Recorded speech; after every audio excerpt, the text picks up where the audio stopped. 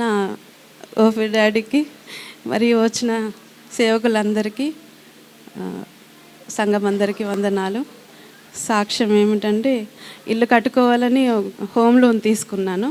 Home loan తీసుకున్న తర్వాత కొద్దిగా డబ్బు ఇంకా సరిపోకపోతే పర్సనల్ లోన్ కోసం చాలా ట్రై చేస్తే అది పర్సనల్ లోన్ శాంక్షన్ అయ్యేంత వరకు ప్రాసెస్ జరగడం, కరెక్ట్గా అయిపోయే టైంకి ఆగిపోవడం, అలా చాలా జరిగినాయి.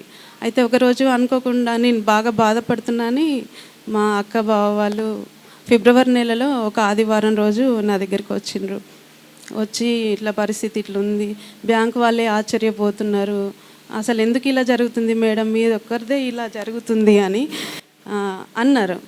అయితే అక్క వాళ్ళకి చెప్తే చీకటి శక్తుల ప్రభావం ఉన్నట్టుంది అని మా అక్క చిన్న కొడుకు శ్యామ్ ప్రసాద్తో యేసయ్య ప్రార్థన చేసేసి దేవుని నూనెను నీళ్ళల్లో కలిపి మొత్తం బిల్డింగ్ మొత్తం చల్లేపించినాం.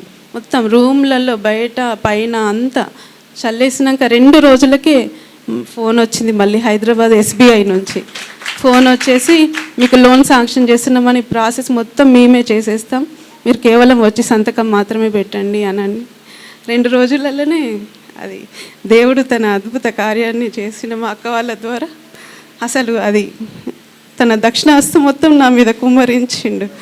అసలు ఏ లోటు లేకుండా మొత్తం ప్రతి ఒక్క అవాంతరం అనేది దేవుని రక్తంలో కాలిపోయింది. అప్పటి నుంచి ఇక దేవుడే మొత్తం ముందుకు నడిపించిండు.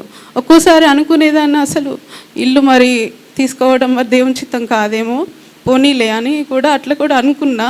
అట్లా అనుకున్న వెంటనే దేవుడు ఏదో ఒక రకంగా మళ్ళీ సలహా ఇవ్వడము, ఈ విధంగా వెళ్ళాలి అని నడిపించడము, ఇట్లా చేసిండు. అప్పుడు అనుకునేదాన్ని, మళ్ళీ దేవునికి ఇష్టం ఉన్నట్టుంది, నేనైతే చాలా కావాలని అయితే నేను కోరుకోవట్లేదు, కానీ దేవునికి ఇష్టం ఉన్నట్టున్నది ఇవ్వడానికి అని అర్థం చేసుకుంటూ ఇక దేవునికి ప్రార్థన చేసుకుంటూ అడిగినప్పుడల్లా నేను అడిగిన దానికంటే చాలా రేట్లు ఇచ్చిండు.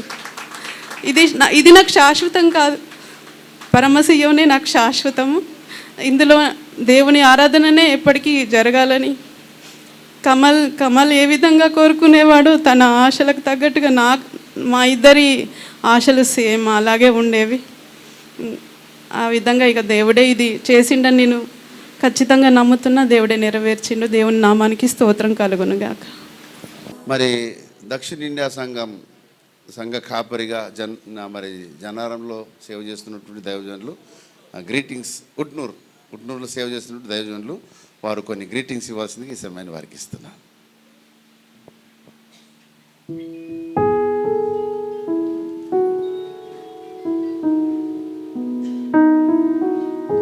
ప్రభునందు ప్రేమైన పరిశుద్ధ దేవుని యాజక సమూహం, మరి ప్రత్యేకంగా ఓఫీర్ గారికి నా హృదయపూర్వకమైనటువంటి కృతజ్ఞత వందనాలు నేను తెలియజేస్తూ ఉన్నాను. మరి నా జీవితంలో వారిని ఈరోజు చూడడం ఒక మహా గొప్ప ధన్యత, దేవుని భాగ్యమని నేను భావిస్తూ ఉన్నాను. దేవుడు ప్రపంచంలో కొంతమందికి మాత్రమే ఆ ఆధిక్యత, అంతటి మహత్తరమైనటువంటి జ్ఞానాన్ని అనుగ్రహిస్తాడు. జ్ఞాన నిధి, జ్ఞాన శిఖరం, జ్ఞానంలో ఒక ఉన్నతమైనటువంటి శిఖరములను అధిరోహించినటువంటి వారు మరి ఓఫీర్ గురుల వారు అని నేను నా హృదయపూర్వకమైనటువంటి నా కృతజ్ఞత భావాన్ని నేను తెలియజేస్తూ ఉన్నాను. మరి అణగారినటువంటి నిరంతరము అణగారిన ప్రజల కొరకు, బలహీనమైనటువంటి ప్రజల కొరకు నిరంతరము శ్రమిస్తూ పరిశుద్ధ గ్రంథములో ఉన్నటువంటి లోతైనటువంటి సత్యములను బయటికి తీస్తూ పరిశుద్ధ గ్రంథమునకు అజ్ఞానముతో మాట్లాడుతున్న వారికి జ్ఞానముతో సమాధానము చెప్పేటటువంటి మహా గొప్ప జ్ఞానం కలిగినటువంటి వారై ఉన్నారు. కనుక మరి అలాంటి వారికి దేవుడు పరిపూర్ణమైనటువంటి ఇంకా ఆయుష్, ఆరోగ్యం, రాబోయే దినములు వారికి ఇంకా నూతనమైనటువంటి బలమును ఇవ్వాలని నేను మనసారా కోరుకుంటూ ఉన్నాను. అనేక సందర్భాల్లో అంటే ఈ సందర్భంలో నేను రావడం ప్రాముఖ్యంగా ఏంటంటే సువర్ణక్క నన్ను ఆహ్వానం చేసింది. సార్ను కూడా కలవాలని నేను వచ్చి ఉన్నాను కనుక మరి ఈ సందర్భంలో దేవుడు వారికి మరి కలవడం నాకు చాలా సంతోషాన్ని ఇస్తూ ఉన్నది. కనుక దేవుని ఉన్నతమైనటువంటి నామమున వచ్చినటువంటి సేవకుల బృందానికి కూడా నా ప్రత్యేకమైన వందనాలు తెలియజేస్తూ ఉన్నాను. వాక్య ప్రచండ ఆశీర్వాదాలకై ఈ సమయాన్ని దైవజనులకు అప్పగిస్తూ చప్పట్లతో మనం ఈ సమయాన్ని దైవజనులకు హస్తగతం చేద్దాం. మొట్టమొదట ప్రచండ సంగీత వర్షం. ఎందుకంటే ప్రియ కుమార్తె స్వర్ణ కమలాకర్ కోరిక మేరకు 2 పాటలు పాడమన్నారు. మరి పాటలు తర్వాత దేవుని మాటలు అన్నీ కలిపి 1 గంటకు ముగించాలని అనుకుంటున్నాను. మరి వాక్య సేవలోకి వెళ్ళక ముందు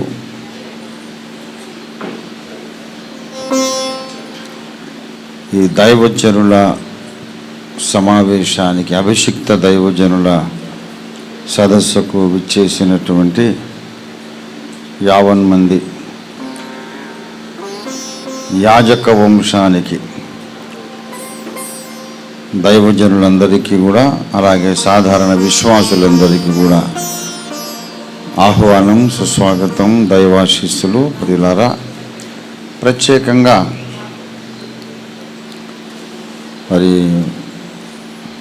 స్థానికంగా సేవ చేస్తున్నటువంటి చర్చ్ ఆఫ్ సౌత్ ఇండియా సంఘ కాపరిగా పరిచయం చేస్తున్నటువంటి సిఎస్ఐ గురువుల వారు రెవరెండ్ కుమారయ్య గారికి ప్రత్యేకంగా వందనాలు. నన్ను గురించి చాలా దయగలిగిన మాటలు వారు చెప్పారు. అవన్నీ మీరు నమ్మడం లేదని నాకు తెలుసు. ఏదో ప్రేమతో చెప్పారు కానీ ఆయన గారి సంగతి మాకు తెలియదా ఏంది అనుకునే వాళ్ళు కూడా ఉంటారు. వారికి కూడా నా వందనాలు. దేవునికి స్తోత్రము. నేను ఎప్పుడు చెప్పేది ఏంటంటే, నాలో ఏదన్నా మంచి అనేది మీకు కనబడితే అది యేసయ్యది. బుక్ షెల్ఫ్లో మనం బుక్స్ అన్ని దాచుకున్నట్టు యేసయ్య తన మంచితనాన్ని మన లోపల తెచ్చి పెడతాడు అక్కడక్కడ. అది కనపడుతుంది జనాలకు. ఈయన చాలా మంచోడు అనుకుంటారు. నేను మంచోడు కాదు. మంచి ఏదైనా ఉంటే అది యేసయ్యది. నాలో చెడు ఏదన్నా విఘ్నపడితే అది నా ఓన్ ప్రాపర్టీ. దానికి ఎవరు బాధ్యుడు కాదు, నేనే బాధ్యుడిని. I'm responsible for all my negative qualities and Christ is responsible for all my positive qualities. Thank you very much for your love అయ్య గారు. చర్చ్ ఆఫ్ సౌత్ ఇండియా అంటే నాకు చాలా ఇష్టం. నేను ముఖస్తుతిగా ఏది చెప్పను, మీకు అందరికీ తెలుసు. నేను సిల్వర్ జూబిలీలో కూడా చెప్పాను ఈ మాటలు. ఏ సంవత్సరం తమ్ముడు అది? 2005 చెప్పాను. చర్చ్ ఆఫ్ సౌత్ ఇండియా ఈ పేరు అమ్మ దావిద్ తాతగారు, అద్దంకి డేవిడ్ గారు సిఎస్ఐలో రెవరెండ్. ఈ పేరు చర్చ్ ఆఫ్ సౌత్ ఇండియా అనే పేరు రావడానికి కారణం పాసినెట్ దొరగారు. మొట్టమొదట మెథడిస్ట్ మిషన్ ఉండేది, తర్వాత వెస్లీ మెథడిస్ట్ అనేది చీలిపోయి మెథడిస్టే. ఈ వెస్లీ మెథడిస్ట్, వెస్లియన్ సంఘం అనేవాళ్ళు, అది మెథడిస్ట్ సంఘం. అన్నిటికీ మూల పురుషుడు జాన్ వెస్లీ గారు. భారతదేశం అంతటికీ మిషనరీగా పాసినెట్ అయ్య గారు ఉండేవారు. పాసినెట్ గారే కట్టించిన మెదక్ చర్చ్. ఆయనకు ఒక మహత్తరమైన దర్శనం. ఎందుకు నేను సిఎస్ఐ అంటే ఇష్టపడతానని, చెబుతున్నాను. మహత్తరమైన దర్శనం. పాసినెట్టయ్య గారు మనిషి కూడా భారీ మనిషి, ఆయన దర్శనం కూడా భారీ దర్శనం. కొరింథులో ఉన్న దేవుని సంఘమునకు శుభమని చెప్పి వ్రాయునది, గలతీయలో ఉన్న దేవుని సంఘములకు శుభమని చెప్పి వ్రాయునది, రోమాలో ఉన్న పరిశుద్ధులకు అని దేశం పేరు మీద, పట్టణం పేరు మీద క్రైస్తవ సంఘాలు పిలువబడ్డాయి. అట్లాగే ఇండియాలో ఉన్న క్రైస్తవ సంఘం, ద చర్చ్ ఆఫ్ ఇండియా అని ఎందుకు అనకూడదని ఆయనకు పెద్ద దర్శనం. మనకు పెంతెకోస్తు, బ్యాప్టిస్టు, హెబ్రోను, బ్రదరను, ఇన్ని సంఘాలు ఎందుకు, ఇన్ని పేర్లు ఎందుకు? అందరికీ యేసే రక్షకుడు కదా, అందరికీ యేసే రక్షకుడు, బైబిలే ప్రామాణిక గ్రంథం. కాబట్టి మనందరం క్రైస్తవులు. మీరు ఎవరండి అంటే మేము ఇండియన్ క్రిస్టియన్స్ అనాలి, కానీ మేము బ్యాప్టిస్ట్ వాళ్ళము, సిఎస్ఐ వాళ్ళమని ఆ డినామినేషన్లు వద్దు.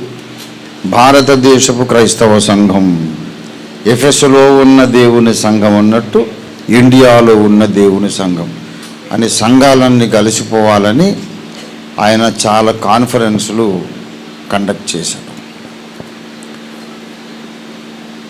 మొట్టమొదట ఒప్పుకున్నారు అందరూ, ఇది బాగానే ఉందండి అని ఒప్పుకున్న తర్వాత మళ్ళీ సౌత్ ఇండియాకు వచ్చిన తర్వాత కొంతమంది ఉండి మనకి సిద్ధాంత భేదాలు ఉన్నాయి కదా.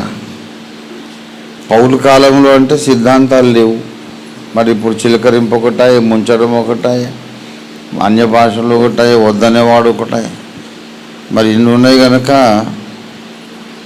మరి మేము వేరువేరుగా మా సిద్ధాంతం కొరకు మేము మళ్ళా వేరే గుంపుకు ఉంటామని మళ్ళీ విడిపోయారు. అప్పుడు పాసినెట్టయ్య గారు చాలా బాధపడి అందరూ కలిశారు. ముందు కలిసిన తర్వాత మళ్ళీ వేరు వేరు కుంపట్లు పెట్టుకున్నప్పుడు చర్చ్ ఆఫ్ ఇండియా అనేది కూడా రెండుగా చీలిపోయి Church of South India and Church of North India. ఇప్పుడు ఇదే సంస్థ ఉత్తర భారతదేశంలో సిఎన్ఐ, ఇక్కడ సిఎస్ఐ కదా, అక్కడ సిఎన్ఐ. అయితే అసలు church of South India, north India అనేది ఎందుకు వచ్చిందంటే ముందు దాని మాతృక church of India, church of India అంతే, భారతదేశ క్రైస్తవ సంఘం అని. మరి చిలకరింపు ముంచడం అనే డిఫరెన్స్ ఉంది కదా అన్నదానికి కూడా జాన్ వెస్లీ గారే చాలామందికి తెలియదు. జాన్ వెస్లీ గారే మెథడిస్ట్ డిసిప్లిన్లో రాశారు, మెథడిస్ట్ సంఘములన్నిటిలోనూ బ్యాప్టిజం ట్యాంక్ కట్టాలి, బ్యాప్టిజం ట్యాంక్ కట్టాలి, విశ్వాసులు వాక్యము ద్వారా ఒప్పించబడి మాకు ముంచడం కావాలంటే వాళ్ళకి ముంచడమే బాప్తిజం ఇవ్వాలని జాన్ వెస్లీ గారు రాసి పెట్టారు. హైదరాబాద్ సెంటనరీ మెథడిస్ట్ చర్చ్లో పెద్ద బ్యాప్టిజం ట్యాంక్ ఉన్నది. నేను సిల్వర్ జూబిలీ సభల సందర్భంగా ఆ ట్యాంకులో నిలబడి నేను ఒక్కడిని 72 మందికి బాప్తిజం ఇచ్చాను. అది మెథడిస్ట్ చర్చ్, మెథడిస్ట్ చర్చ్లో ఇమ్మర్షన్ బ్యాప్టిజమ్స్. అలాగే ఇంకా చాలా సిఎస్ఐ చర్చెస్లో నాకు తెలుసు బ్యాప్టిజం ట్యాంకులు ఉంటాయి. అంటే చాలామందికి తెలియదు చిలకరింపు బాప్తిస్మమే రైటు, ముంచడం తప్పని జాన్ వెస్లీ గారు చెప్పలేదు. నీళ్లతో నీళ్లలో అనే 2 మాటలు ఉన్నాయి కనుక నీకు ఏది రైట్ అని తోస్తే ఆ బాప్తిస్మము ఇవ్వు, తీసుకో అనేది ఆయన చెప్పాడు అనమాట. So people don't know. పాసినెట్టయ్య గారి దర్శనము మన ఆర్కేపీ దర్శనానికి చాలా దగ్గర కాబట్టి నేను కూడా మెథడిస్ట్ చర్చ్ ప్రోడక్టే. నేను మెథడిస్ట్ స్కూల్ స్టూడెంట్ను, మెథడిస్ట్ చర్చ్ మెంబర్ను. So I'm very excited. Reverend Kumarayya గారిని చూసినప్పుడు చాలా సంతోషం కలిగింది. అందరం కలవాలి, సహోదరులు ఐక్యత కలిగి నివసించుట ఎంత మేలు, ఎంత మనోహరం. దానికి రివర్స్లో చెప్తే ఐక్యత లేకుండా నివసించుట ఎంత కీడు, ఎంత వికారం. అంతే అంతే. మరి కాబట్టి ఇప్పుడు భారతదేశంలో మతోన్మాదం అంతా ఎందుకు బలపడింది, మణిపూర్ అట్లా ఎందుకైందంటే మనం ఒకటిగా లేనందుకు. క్రైస్తవ డినామినేషన్లని ఒకటిగా ఉంటే మణిపూర్ అట్లా కానే కాదు. ఎవరు కూడా మనల్ని ఖండిత చూడడానికి తెగించరు. అందరము ఏకంగా ఉండలేనందుకు మతోన్మాదులు బలపడుతున్నారు. కొన్ని వేల మంది అమ్మాయిలను మానభంగాలు చేశారు, చంపేశారు, నగ్నంగా ఊరేగించారు, ఊహించలేని దుర్మార్గాలు చేశారు. దీనికి కారణం ఎవరు తెలుసా? మతోన్మాదులు కాదు, ఐక్యతకు విరోధంగా నిలిచిన క్రైస్తవ నాయకులే కారణం. మనం ఐక్యంగా లేము కాబట్టి వాని కొమ్ములు వచ్చాయి. మనం ఐక్యంగా ఉంటే ఆ కొమ్ములు విరగొట్టవచ్చు. కలిసి ఉందాం రారంటే ఉందాం రైట్, కానీ మరి లీడర్ ఎవరు? నువ్వు ఆ లీడర్, నువ్వైతే మాకు ఇష్టం లేదు కదా అంటున్నారు. అహం చావని క్రైస్తవ నాయకులు ఐక్యతకు విరోధంగా నిలిచారు. కాబట్టి ఎనీవే అదొక సప్లిమెంటరీ మెసేజ్ అనుకోండి. I'm so excited to see Reverend Kumaraiah గారు. మీకు అందరికీ కూడా వందనాలు. ఇక మిగతా వాళ్ళు అగాపే పాస్టర్స్ ఉన్నారు, మరి మాకు లేదా సార్ వందనాలు? ఆయనకు ఒక్కరికి చెప్తున్నారని మీరు బాధపడకండి. మీకు వందనాలు లేదు, ఏమి లేదు. ఎందుకంటే మీరే నేను, నేనే మీరు కదా. అద్దం ముందు నిలబడి నన్ను చూసి నమస్తే సార్ అనుకున్నట్టు ఉంటుంది. आप सब लोग हमारे जिगर के टुकड़े हैं, हमारे खुद जिगर है आप लोग అంటే నా కార్యం అంటారు కదా, అట్లా నా సొంతం మీరు. కాబట్టి మిమ్మల్ని అందరినీ కూడా తీసుకొచ్చినందుకు పరిశుద్ధాత్మ దేవునికి వందనాలు, దేవునికి స్తోత్రం. ఇంకా చాలామంది వస్తూ ఉన్నారు. మరి ముందుగా ఒక 2 పాటలు పాడతాను. ఎందుకు పాడతానంటే ఈ 2 పాటలు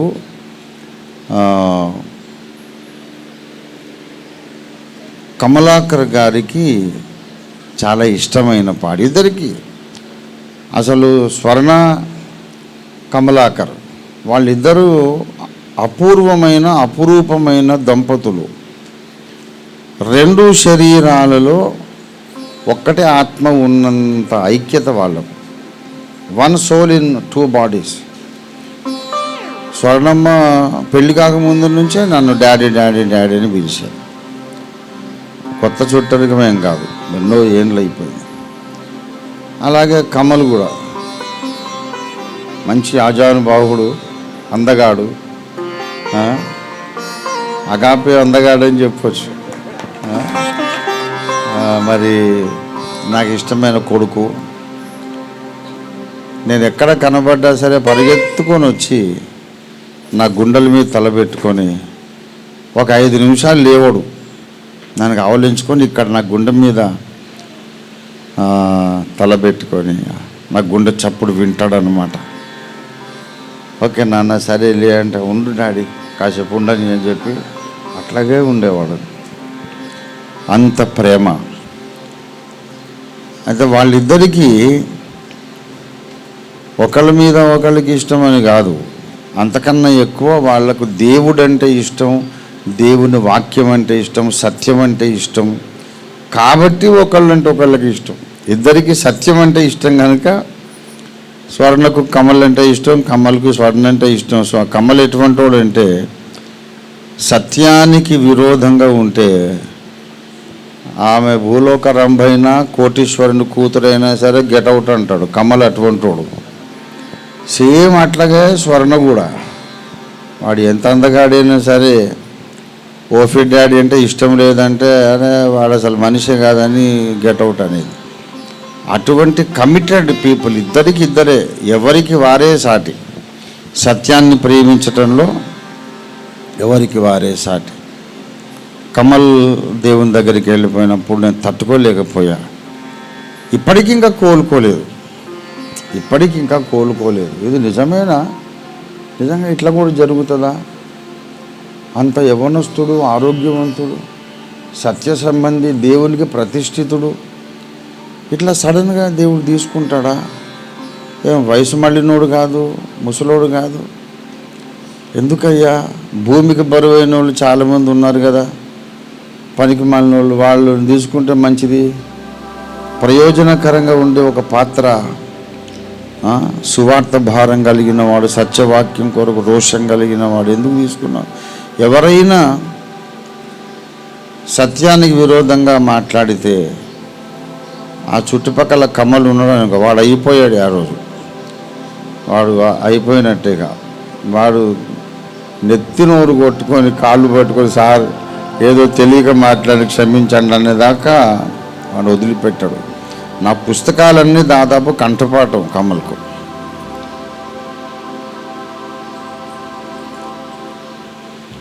ఏ పుస్తకంలో ఏ మ్యాటర్ ఉంది, ఏ అధ్యాయంలో ఉంది, మొత్తం కంఠపాఠం. ఎవరైనా సత్యాన్ని విరోధంగా మాట్లాడితే నేను హైదరాబాద్ నుంచి రానక్కర్లేదు, కమల్ ఉన్నాడు ఆ చుట్టుపక్కలంటే చూసుకుంటాడు అనమాట. అటువంటి నమ్మకమైన సైనికుడు ఎంత చెప్పినా తక్కువే.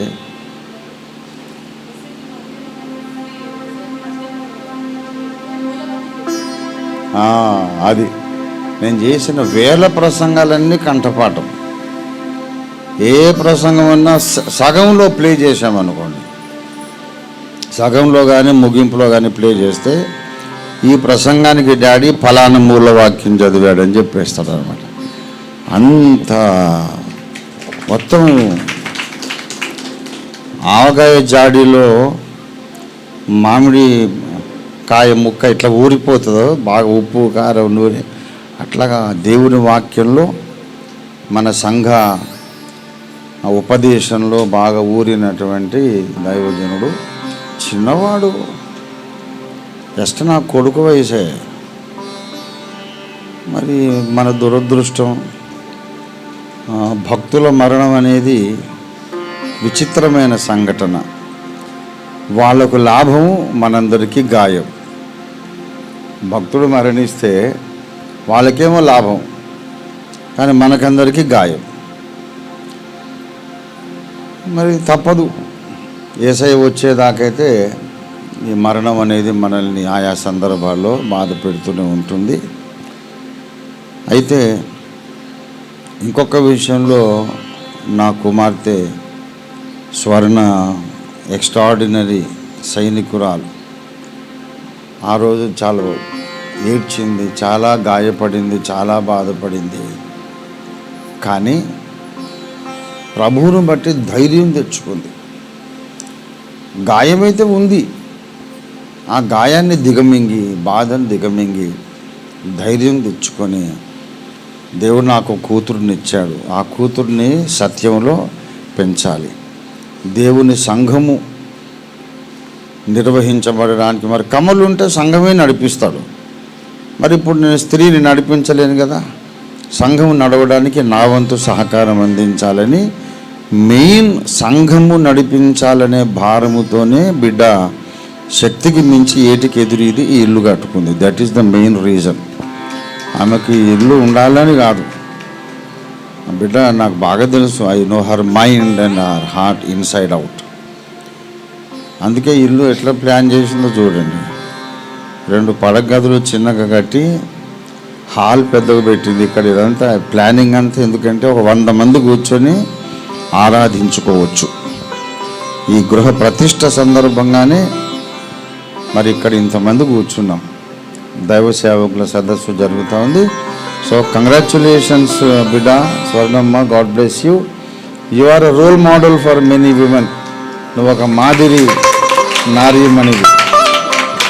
God bless you. I am proud of you. I am proud of you. God bless you. बेटी हो तो ऐसा किसी का, right? Very good. వీళ్ళిద్దరు చెప్తున్నా 2 శరీరాలు ఒకటే ప్రాణం అని చెప్తున్నా. తిండి కానీ, బట్టలు కానీ, సంగీతం కానీ, కమల్కి ఏది ఇష్టమో అదే స్వర్ణకి ఇష్టం. ఆయనకి ఏది ఇష్టం లేదో ఆమెకు అది. అది తెలిసి బిడ్డ, నా బిడ్డలే కదా మీరు. ఏదైనా ఈ పూట ఈ కూర వండుకుందామని ఈమె అందాం అనుకుంటే ఆయన అదే అంటాడు. ఆయన అట్లా సేమ్ ప్రైవసీ లేదన్నట్టు ఒకరికొకరికి. ఆమె ఏదనుకుంటే ఆయన అదే అంటాడు. ఆయన అటువంటి కపుల్, ఎక్స్ట్రాడినరీ కపుల్. అందుకు కూడా నేను చాలా బాధపడ్డా. ఎందుకయ్యా అట్లా తీసుకున్నావు, నా బిడ్డను ఎందుకు గాయపరిచావు, మొత్తం సంస్థనే గాయపరిచావు ఎందుకు ప్రభు అని చాలా దుఃఖపడ్డాను. అంత ప్రేమగా ఉన్నప్పుడు మధ్య వెళ్ళిపోవడం చాలా భరించలేని గాయం. మరి ఇంగ్లాండ్లో మామూలుగా డబ్బులు ఇచ్చి ఏడిచే బృందాలను పిలుచుకుంటారు. ఎవరైనా పెద్దోళ్ళు చనిపోతే ఎవరు ఏడవకపోతే బాగుండదని మనం ఎట్లా సన్నాయి మేడం పిలుచుకుంటాము, ఆ పోయినోని కొరకు ఏడవడానికని కొంతమందిని పైసలు ఇచ్చి పిలుచుకుంటారు అనమాట. వాళ్ళకి అదే బిజినెస్. ఉన్నారా అట్లా? రుడాలి అనేవాళ్ళు ఉంటారంట రాజస్థాన్లో. అయితే ఒకసారి ఇంగ్లాండ్లో లండన్ సిటీలో ఒక ఫ్యూనరల్ ప్రొసెషన్ నడుస్తూ ఉంది. శవపేటిక ఉంది, అందులో ఒక బాడీ ఉంది, మోసుకొని పోతున్న చుట్టందరూ ఏడుస్తూ ఉన్నారు. చుట్టాలు ఏడుస్తున్నారు, స్పెషల్గా ఏడవడానికి వచ్చిన వాళ్ళు కూడా ఏడుస్తున్నారు. ఆ పక్కన ఒక పెద్ద మనిషి నడుస్తున్నాడు.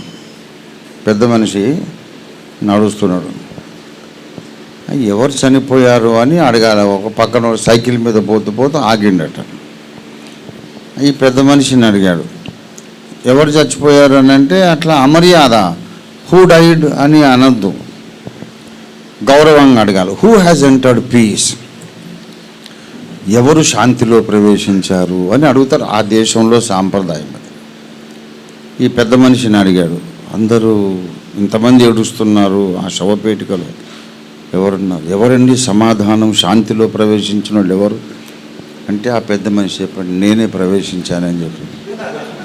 అరే అదేందండి అంటే ఆమె నా భార్య అండి అని చెప్పినాడు. ఆమె బ్రతుకున్నప్పుడు ఈయన ఎంత తిప్పలు పెట్టిందంటే ఇక ఆమె వెళ్ళిపోయినప్పుడు ఈయన సమాధానంలో ప్రవేశించాడు. లండన్ సంగతి ఎందుకు చెప్పానంటే, జీవిత భాగస్వామి పోవడం మరణం కంటే దుఃఖకరం. ఆ దుఃఖం కాకుండా ఉండేది ఎవరికంటే, ఒకరికొకరు చాలా సమస్యగా ఉన్నప్పుడు దేవుడు ఎవరినన్నా ముందు తీసుకుంటే ఇంకొకరు సమాధానంలో ప్రవేశిస్తారు. కానీ ఇక్కడ ఆపోజిట్. ఎంత ఏకమనస్సు అంటే కమలే స్వర్ణ, స్వర్ణే కమల్, అంత ఏకమనస్సు. తీరని గాయము. నా బిడ్డ కొరకు నేను ప్రతిరోజు ప్రార్థన చేసి బిడ్డ నా అయితే స్వర్ణ ధైర్యాన్ని చూసి నేను ఆశ్చర్యం, అంత ధైర్యంగా ఉంటుందని నేను అనుకోలేదు. చాలా బాధపడింది, చాలా గాయపడింది. కానీ ఆ దుఃఖమంతా దిగమింగి మరి కోలుకొని దేవుని సేవ కొరకు నేను ఒక స్తంభంగా నిలబడాలని ఈ చక్కని గృహాన్ని నిర్మాణం చేసింది. ఇదొక మందిరము కాదు, కానీ సజీవ మందిరానికి ఇదొక ఆశ్రయం, సంఘానికి ఇదొక ఆశ్రయం. ఇక్కడ దేవుని సంఘం ఆరాధించుకోవాలని బిడ్డ యొక్క ఆశ, అలా నెరవేరాలని మనం ప్రార్థన చేద్దాం. దేవునికి స్తోత్రం. అయితే కమల్కి స్వర్ణమ్మ ఇద్దరికి కూడా ఇష్టమైనటువంటి పాటలు ఉన్నాయి, నేను పాడతాను. 2 పాటలు.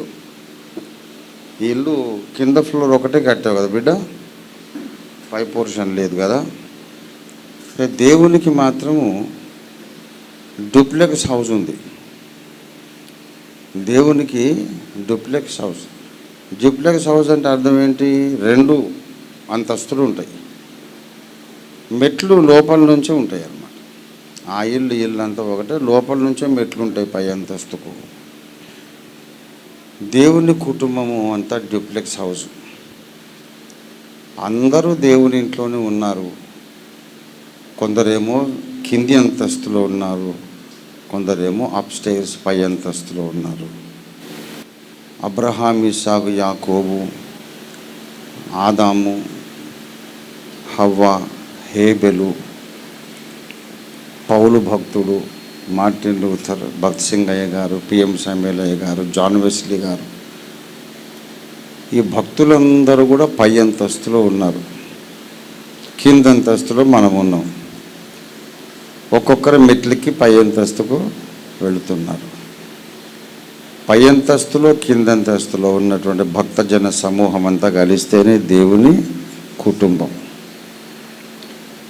కాబట్టి ఇప్పుడు ఈ పాటలు ఎందుకు పాడుతున్నానంటే, డౌన్ స్టైర్స్ గ్రౌండ్ ఫ్లోర్ నుండి స్వర్ణమ్మ పాటలు వింటుంది, అప్ స్టైర్స్ నుండి కమల్ వింటాడు. దేవునికి స్తోత్రం కలుగును గాక. So he's here very much. ఈ మాట చెప్పడానికి, నమ్మడానికి నాకు వాక్యాధారం ఉంది, నా సొంత అనుభవం ఉంది, దేవుడు ఇచ్చిన దర్శనాలు ఉన్నాయి. నేను స్థిరంగా నమ్ముతున్నాను. పరదైసు నుండి, మూడవ ఆకాశము నుండి మనల్ని ఎరిగిన భక్తజన సమూహం అంతా ఈ గృహ ప్రతిష్ఠ కార్యక్రమాన్ని చూస్తున్నారు. అందులో తప్పకుండా కమల్ ఉన్నాడు. నాకు కొంచెం జబ్బు చేసి ఈ కెమో ఇంజక్షన్లు అయిన తర్వాత సైతాన్ గాడు ఊరికే నన్ను నా మనోస్థైర్యాన్ని దెబ్బతీయడానికి వాడు ఊరికే నాతో నెగిటివ్ మాట్లాడుతుంటాడు. ఏం పాడతావా, ముసలోని అయిపోయినావు, నువ్వేం పాడతావు, నీకంత దమ్ము ఎక్కడిది, ఇప్పుడు దమ్ము లేదు, నువ్వు పాడకు, అయిపోయింది నీ పని, పెద్ద ఏదో నువ్వు కుర్ర వయసులో ఉన్నావు అనుకుంటున్నావా, ఏం పాడతావు నువ్వు, నీకు రాదు, అంత దమ్ము లేదు, శ్వాసను ఆపలేవు, పాడింది చాలే అని వాడు నన్ను ఊరికే డిస్కరేజ్ చేస్తుంటాడు. ఆయన నేను పాడుకోక నిరాశ వచ్చేసింది నా లోపలికి. అయినా సరే అప్పుడప్పుడు పాడుతున్నప్పుడు సైతానుగాడు మొదటి నుంచి అబద్ధికుడు, ఇప్పుడు కూడా అబద్ధికుడేనని నిరూపించబడుతుంది. దేవుడు కృప ఇస్తున్నాడు. మీరు నా కొరకు ఎక్కువ ప్రార్థన చేయండి. దేవుని చిత్తమైతే ఇప్పుడు ఇంకొక 3 ఆల్బమ్స్ రావడానికి సిద్ధంగా ఉన్నాయి. Thank you. 4 ఆల్బమ్స్ వస్తాయి. 3 అంటివి 4 అంటివి ఏమైనా పెద్ద మనిషి మైండ్ పోయినట్టు అనుకోకండి. 3 ఆల్బమ్స్ వస్తాయి. 4వది ఎవరిదంటే అరుణ్ అన్నది. అరుణ్ అన్నయ్య కొన్ని అద్భుతమైన పాటలు, అద్భుతము పరమాద్భుతం. నిజంగా అరుణ్ అన్న మాట అన్నాడు, అన్న మీరు ఏ పాట పాడినా, ఎవరు రాసింది పాడినా, మీరు రాసింది ఎవరిదే పాడినా, మీరు పాడితే ఆ పాట మీద మీ సంతకం ఉంటుంది, నీ సిగ్నేచర్ ఉంటుంది, నీ శైలి అని అన్నారు. గుర్తుందా నీకు? నేను చెప్పేది ఏంటంటే అట్లనే అరుణన్న సంతకం కూడా ఒకటి ఉంటుంది. ఏ పాట అయినా అరుణన్న పాడితే ఆయన శైలి ప్రత్యేకంగా ఉంటుంది. తన సొంత పాటలే తాను పాడితే ఇంకా అమోఘం. మరి నేను చాలాసార్లు అన్నాను, ఇప్పుడు కూడా అంటున్నాను, అర్జెంటుగా మంచి మంచి పాటలు, భావపూర్వకమైనవి, మంచి లోతైన అర్థం కలిగినటువంటి సంగీత విలువలు కలిగిన పాటలు చాలా ఉన్నాయి. తప్పకుండా ఈ వర్షాకాలం స్టార్ట్ అయిన తర్వాత మనం అదే పని మీద ఉందాం తమ్ముడు. దేవునికి మహిమ కలుగును గాక. నేరుగా వాక్యంలోకి వెళ్ళిపోదామా? దేవునికి స్తోత్రం. 24వ కీర్తన దేవుని పరిశుద్ధ లేఖనములో నుండి, సత్యవేదములో నుండి 24వ సంకీర్తన 7వ వచనం నేనే చదువుతాను, చిత్తగించండి. గుమ్మములారా మీ తలలు పైకెత్తుకొనుడి, మహిమగల రాజు ప్రవేశించున్నట్లు పురాతనమైన తలుపులారా మిమ్మును లేవనెత్తుకొనుడి. చిన్న మాట, ప్రార్థన చేసుకుందాం. ప్రేమ కలిగిన మా మహాపరిశుద్ధ తండ్రి, మిక్కిలి గొప్ప ప్రభువా, నీకు మహిమ వందనాలు చెల్లిస్తున్నాం. మంచిర్యాల నగరంలో మా తండ్రి, ఈ నెల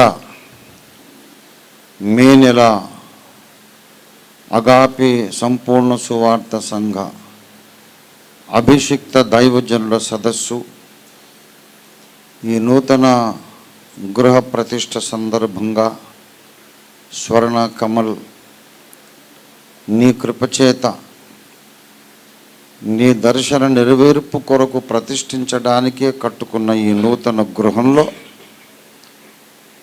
ఈ నూతన గృహ ప్రవేశము తరువాత ఇక్కడే అభిషిక్త దైవజనుల సదస్సు జరగాలని మీరు నిర్ణయించి ఈనాడు మా కళ్ళ ముందు జరిగిస్తున్నందుకు నీకు వందనాలు చెల్లిస్తున్నా.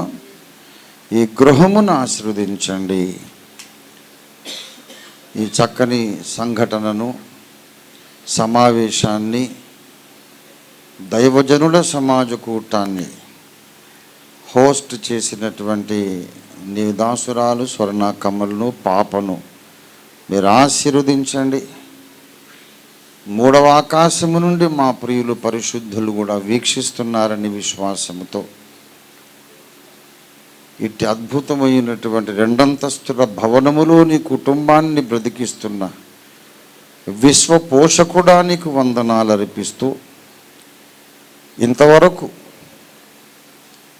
ఆరంభము నుండి ఇంతవరకు మీరు మాకు తోడుగా ఉండి అడుగడుగున నడిపించి ఈ ముగింపు దశకు తెచ్చినందుకు నీకు స్తోత్రాలు చెల్లిస్తున్నా. మేము లేచి తిరిగి మా ఇళ్లకు, మా విశ్రాంతి స్థలాలకు వెళ్ళకముందు ఒక్కసారి మాతో అందరితోనూ మాట్లాడమని నీ వాక్కు పంపించమని ఉరుము దాగు చోట నుండి నీ సింహాసన మధ్యములో నుండి మాతో మాట్లాడమని యేసు నామములో స్తుతించి ప్రార్థిస్తున్నాము తండ్రి. ఆమేన్. ప్రభునందు నాకు అత్యంత ప్రియులారా, మనకందరికీ చాలా సమస్యలు ఉన్నాయి. అయినా మనం సంతోషించాల్సిన అవసరం ఉంది.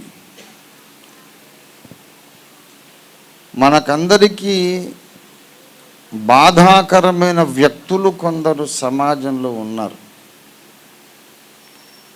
అయినా సరే మనం సంతోషించాలి. దైవజనులమైతే మనకు బాధ కలిగించే వ్యక్తులు వేరే కొందరు సేవకులు ఉన్నారు. వాళ్ళు సువార్త చెబుతారు, మనము సువార్త చెబుతాం, కానీ మన పక్కలో బల్లెం. అయినా మనం సంతోషించాలి. మనలో చాలామందికి అప్పుల బాధ ఉంది, అయినా సంతోషించాలి. అన్ని సమస్యలు చెప్పి ఎందుకు సంతోషిస్తున్నావు, ఎందుకు సంతోషించాలయ్యా, సంతోషించమని చెప్తావేంటి? విశ్వాసుల మధ్యలో స్పర్ధలు, సేవకుల మధ్యలో అభిప్రాయ భేదాలు, అప్పుల బాధలు, అనారోగ్య సమస్యలు ఇన్ని పెట్టుకొని సంతోషించమంటావు ఏమిటంటే, మన సంతోషానికి కారణం ఏంటంటే మధ్యప్రాచ్యంలో యుద్ధాలు జరుగుతున్నాయి. అదే మన సంతోషానికి కారణం. అరబ్బులకు ఇజ్రాయెల్ మధ్యలో యుద్ధాలు స్టార్ట్ అయిపోయినాయి. మొన్నటిదాకా హమస్ ఉగ్రవాద సంస్థకు ఇజ్రాయెల్కు యుద్ధం ప్రారంభమైంది. అంతకన్నా ముందు రష్యా యుక్రెయిన్ వారు 2 సంవత్సరాలుగా జరుగుతావు. హమస్ ఇజ్రాయెల్ వారు జరిగింది, అది ఇంకా కొలిక్కి రానే లేదు. ఇరాన్కు ఇజ్రాయెల్కు మధ్యలో యుద్ధం ప్రారంభమైంది. కాబట్టి మనకు ఎన్ని అప్పులున్నా మనం సంతోషించాలి. ఎంతమంది మనకు విరోధంగా పనిచేస్తున్నా మనం సంతోషించాలి. ఎందుకు సంతోషించాలంటే గల్ఫ్లో వాళ్ళు తన్నుకు చేస్తున్నారు కాబట్టి మనకు అప్పులున్నా సంతోషించాలి, ఒంట్లో నొప్పులున్నా సంతోషించాలి. సమాజంలో మనకు శత్రువులుగా చాలామంది ఉన్నా సంతోషించాలి. ఎందుకంటే ఇజ్రాయెల్ ఇరాన్ కొట్టుకుంటున్నారు కాబట్టి సంతోషించాలి. ఏంటండి పాస్టర్ గారు, ఎండ దెబ్బకైనా మతిగాని పోయిందా? వాళ్ళు కొట్టుకుంటే మనం సంతోషించడం ఏంటండి? ఏమండి, ఇంతకుముందే సిఎస్ఐ గురువుల వారు ఓఫీర్ గారు విశేషమైన జ్ఞాని అని చెప్పారు. ఈయనేంటో జ్ఞానం లేకుండా మాట్లాడుతున్నాడు. వాళ్ళు కొట్టుకుంటే మన ఊర్లో వేరే పాస్టర్ గారు మనకు విరోధంగా పనిచేస్తున్నాడు. ఇరాన్ ఇజ్రాయెల్ కొట్టుకుంటే మనం సంతోషించడం ఏంటి? వీడు మాత్రం నా పక్కలో బల్లెమే. కొంతమందికి భార్య పక్కలో బల్యం, ఏమండి, కొంతమందికి భర్తే పక్కలో బల్యం. ఏమండి, మా ఆయన నన్ను అర్థం చేసుకోవట్లేదు, నన్ను చాలా బాధ పెడుతున్నాడని ఒక సిస్టర్ చెప్తుంది. మనమేం చెప్పాలి? పర్లేదమ్మా, ఇరాన్ ఇజ్రాయెల్ కొట్టుకుంటున్నారు, యూ డోంట్ వరీ. అయ్యగారు చాలా అప్పులు అయిపోయినాయండి అంటే, అరే అప్పుల గురించి బాధపడకు, యుక్రెయిన్ వార్ జరుగుతుంది, యూ బీ హ్యాపీ అంటే అదేంది సార్? అసలు నీకు మతిపోయిందా, లేకుంటే నా మతిపోగొట్టాలని చూస్తున్నావు? వాడు తన్నుకోవటం ఏంటి? మన ఊళ్ళో బాధలకు మనం బాధపడకపోవడం ఏంటి? కారణం ఏంటంటే, అరబ్ ఇజ్రాయెల్ వారు ఒట్టిగానే జరగడం లేదు. హమస్ ఇజ్రాయెల్ యుద్ధం ఊరికనే జరగట్లేదు. రష్యా యుక్రెయిన్ వారు ఊరికనే జరగట్లేదు. ఇరాన్ ఇజ్రాయెల్ వారు ఒట్టిగానే జరగట్లేదు. అన్ని సమస్యల నుండి మనలను విడిపించే మన రక్షకుడు వస్తున్నాడని గణగణ గణగణ గంటలు మోగించడానికి ఈ యుద్ధాలు జరుగుతున్నాయి. ఈ యుద్ధాలు మాత్రమే కాదు ప్రియులారా, దుబాయ్, నేను దుబాయ్కి పోయాను. నేను ఏ దేశానికి పోయినా కూడా అసలు ఏ ఊరికి పోయినా ఏ దేశానికి పోయినా దీనికి ఎందుకు ఈ పేరు వచ్చిందని అడుగుతా. ఇప్పుడు పరిశోధకుడిని కదా, నాకు అదొక పిచ్చి అనుకోండి. పోని వరంగల్ అనేది ఎందుకు వచ్చిందంటే ఓరుగల్లు, ఏకశిలా నగరం. ఓరు అంటే ఒకటి, కళ్ళు అంటే రాయి, ఒక్క రాయి, ఏకశిల కనుక అది ఓరుగల్ వరంగల్ అయింది. అలాగే కల్లులు, రాళ్ళన్నీ వరుసగా నిలబెట్టి తోరణాల్లాగా ఉన్నందుకు అది డోర్నకల్లు, డోర్నకల్లు అయింది. రాజమహేంద్రుడు, రాజరాజ నరేంద్రుడు కట్టించిన రాజధాని నగరం అది రాజమహేంద్రవరం. రాను రాను ప్రజలు రాజమహేంద్రి అని పిలిపించుకొని రాజమండ్రి అయింది. అలాగా ప్రతి చోట ప్రతి పేరుకు ఒక కారణం ఉంటుంది. దుబాయ్కి పోయినప్పుడు అడిగాను, అరే కిస్నే డుబాయి, కిస్కో డుబాయి, క్యా డుబాయి, डुबाने के लिए इधर क्या है, पानी भी नहीं है ना. डुबाई అంటే कौन डुबाई भाई, किसको डुबाई? इंडिया में तो मुझे बहुत लोगों ने डुबाई.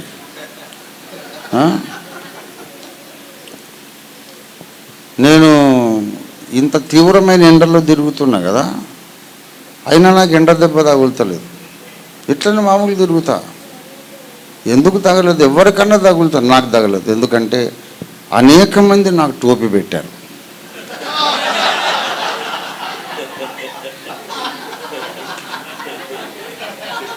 డాక్టర్లు చెప్తున్నారు, అరే టోపీ లేకుండా బయటికి పోకాయా, ఒక టోపీ అంటారే.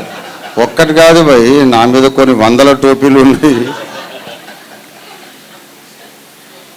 కాబట్టి मुझको बहुत लोगों ने डुबाई, लेकिन दुबई में किसको डुबाई, किसने डुबाई అని अड़गाను. अरे इधर डुबाने का मौका ही नहीं, पानी नहीं मिलता. लेकिन दुबई असलियत में हकीकत में डूब गई. दुबई डूब गई. మొత్తం ఆ దేశం అంతా చెరువైపోయింది. వాళ్ళకు మంచినీళ్ళు దొరకవు. సముద్రం నీళ్ళు ప్యూరిఫై చేసుకొని ఓడలలో పెద్ద పెద్ద ట్యాంకర్లలో మంచినీళ్ళు కొనుక్కొని బ్రతుకుతున్నారు దుబాయ్లో. మొత్తం ఊరంతా దేశమంతా చెరువైపోయింది. ప్రకృతి వైపరీత్యం. సరే ఏదో అట్లా అనుకోకుండా జరిగింది లేవే అని కూడా సౌదీ అరేబియా, చైనా, ఏమండి అరే చైనాలో దాదాపు సగం మునిగింది. తర్వాత ఇప్పుడు బ్రెజిల్లో 40% సదరన్ బ్రెజిల్, దక్షిణ బ్రెజిల్ మునిగి కొట్టుకుపోయింది. మీరు సౌదీకి ఇంకా అంత ఎఫెక్ట్ కాలే, కానీ ఈ Dubai and China and Brazil ఇవి మాత్రం శుభ్రంగా వాషౌట్ అయ్యాయి. ఇంటర్నెట్లో చూడండి, ఫ్లడ్స్ ఇన్ బ్రెజిల్ అని మీరు చూస్తే ఘోరంగా పెద్ద పెద్ద ట్రక్కులు, లారీలు, కొన్ని ఇండ్లు మొత్తమే కొట్టుకుపోతున్నాయి అన్నమాట. ఏంటి ప్రకృతి వైపరీత్యాలు! ఇట్లు ఈ విధంగా వరదలు ముంచెత్తుతూ ఉంటే, ఇదే సందట్లో సడేమి అన్నట్టు జపాన్లో భారీ భూకంపం వచ్చింది. ఈ మధ్య అమెరికాలో కూడా కొన్ని భూకంపాలు వచ్చినాయి. ఇవన్నీ ఏంటిదనుకున్నారు? ప్రభువా నీ రాకడకు సూచనలేవి, యుగ సమాప్తికి సూచనలేవి అని అడిగినప్పుడు ప్రభువు చెప్పారు, ఎవడూ మిమ్మల్ని మోసపరచకుండా చూచుకొనుడి. అనేకులు నా పేరిట వచ్చి నేనే క్రీస్తునని చెప్పి పలువురిని మోసపుచ్చెదరు. అక్కడక్కడ యుద్ధములు జరుగుతాయి, యుద్ధ సమాచారాలు వినబడతాయి, కరువులు, భూకంపములు, అనేకమైన ప్రకృతి విలయాలు జరుగుతాయి. మనుషులు ఈ రోజుల్లో దేవదూషణ ఎక్కువ చేస్తున్నారు. ఇంటర్నెట్లో చూస్తే నాస్తికులు, హేతువాదులు, అలాగే ఇతర మతాల్లో మతోన్మాదులు బైబిల్లో ఉన్నటువంటి సృష్టికర్త అయిన దేవుణ్ణి దూషిస్తున్నారు, అవహేళన చేస్తున్నారు, అపహాస్యం చేస్తున్నారు. దేవునితోని గొడవ పెట్టుకుంటున్నారు వీళ్ళు. మనిషితో గొడవ పెట్టుకోవచ్చు, పెద్ద ప్రమాదమేం కాదు. మనిషిని తిట్టొచ్చు, వీడు వాడిని తిట్టొచ్చు, లోకానికే నష్టం లేదు. కానీ పంచభూతములను సృష్టించిన దేవుడు మొట్టమొదట మానవ జాతి మూల పురుషుడైన పరిపూర్ణ మానవుణ్ణి ఆదామును నేలమట్టితో, జిగటమట్టితో నిర్మించిన ఆ సృష్టికర్త అయిన దేవుణ్ణి దూషిస్తే ఆయన చాలా కాలం పట్టించుకోడు. ఇప్పుడు నేను వాక్యం చెప్తున్నా, నా చేతి మీదకి ఒక చీమ, నల్ల చీమ ఎక్కి పారుతూ ఉందనుకోండి, దానికోసం నేను ప్రసంగం ఆపేస్తానా? దాని మీద పోలీస్ కేసు పెడతానా? చీమ దులపరించేస్తాను. ఈ మానవులు చేసే దూషణలన్నీ అంతే దేవునికి. ఏడు సవులేరా అనుకుంటాడు, మనం ఏది మాట్లాడినా ఏడు సవులేరా అనుకుంటాడు. ఆ చీమ నన్ను ఏమనడం లేదు కదా అని దానికి ఆటలాగా అయిపోయి మళ్ళీ ఎక్కి దులపరించేసి ఇదిలించేస్తూ ఉంటే మళ్ళీ వస్తూ ఉంది అనుకో. ఏం చేయాలా? ఒక కత్తి తీసుకురారా, ఒక బాంబు తీసుకురా అని అంటానా? అదే ఉంది చీమ లెక్క. ఎన్నిసార్లు దులిపేసిన మళ్ళీ వస్తుందని సింపుల్గా చెయ్యి అట్లా పెడతాడు, అప్పచ్చయిపోతుంది. మానవ జాతి మొత్తం అప్పచ్చి కావటానికి దేవుడు చెయ్యి కూడా పెట్టక్కర్లే, ఒక్కసారి అట్లా చూస్తే చాలు. బైబిల్లోని దేవుని దగ్గర కత్తులు కటార్లు ఉండవు. వేరే దేవతలందరి దగ్గర కత్తులు కటార్లు ఉంటాయి. ఎందుకు తెలుసా? వాళ్ళందరూ మనుషులు సృష్టించిన దేవుళ్ళు. మనిషి అయితే ఉండని కొట్టాలంటే ఆయుధం కావాలి. వీనికి ఆయుధం లేకుంటే ఎవరిని కొట్టలేడు కనుక వీళ్ళు పుట్టించిన దేవుళ్ళకు కూడా ఆయుధాలు ఇచ్చారు. మరి పెట్టుకో, ఆత్మరక్షణ కొరకు. చాలామంది దేవుళ్ళు ఉన్నారు కదా, వాడెవడని అటాక్ చేస్తే నీ దగ్గర ఏదో ఉండాలి, చక్రము, గదను, విల్లంబులో, కత్తో ఏదో ఉండాలని. ఎందుకంటే వీనికి అవసరం కత్తి, వీడు పుట్టించిన దేవునికి కూడా కత్తి అవసరం. మరి మన యేసయ్యకు కత్తి లేదు, విల్లంబులు లేవు, గద లేదు. ఎట్లా ప్రభువా, నీ చేతిలో ఆయుధం లేదు, మరి ఏ ఆయుధం లేకుండా ఎట్లా అనేది, నాకు ఆయుధం ఎందుకురా అంటాడు. పంచభూతములే ఆయనకు ఆయుధములు. దేవుని శత్రువులు ఆయన మీద అతిగా దూషణ మాటలు పలికారనుకోండి, ఆ చీమను నేను సహించినంత సేపు అంతసేపు ఆయన సహిస్తాడు. అదేవిధంగా సరే అంటారులే, పోనీ మనుషులు బుద్ధిహీనులు, వాళ్ళకేం తెలుసు అని. ఇక ఎంతసేపు ఓర్చుకున్నా వీడికి బుద్ధి రాలేదనుకో, ఆయన సింపుల్గా భూమిని పట్టుకొని ఒక్కసారి ఇట్లా ఊపాడు అనుకో,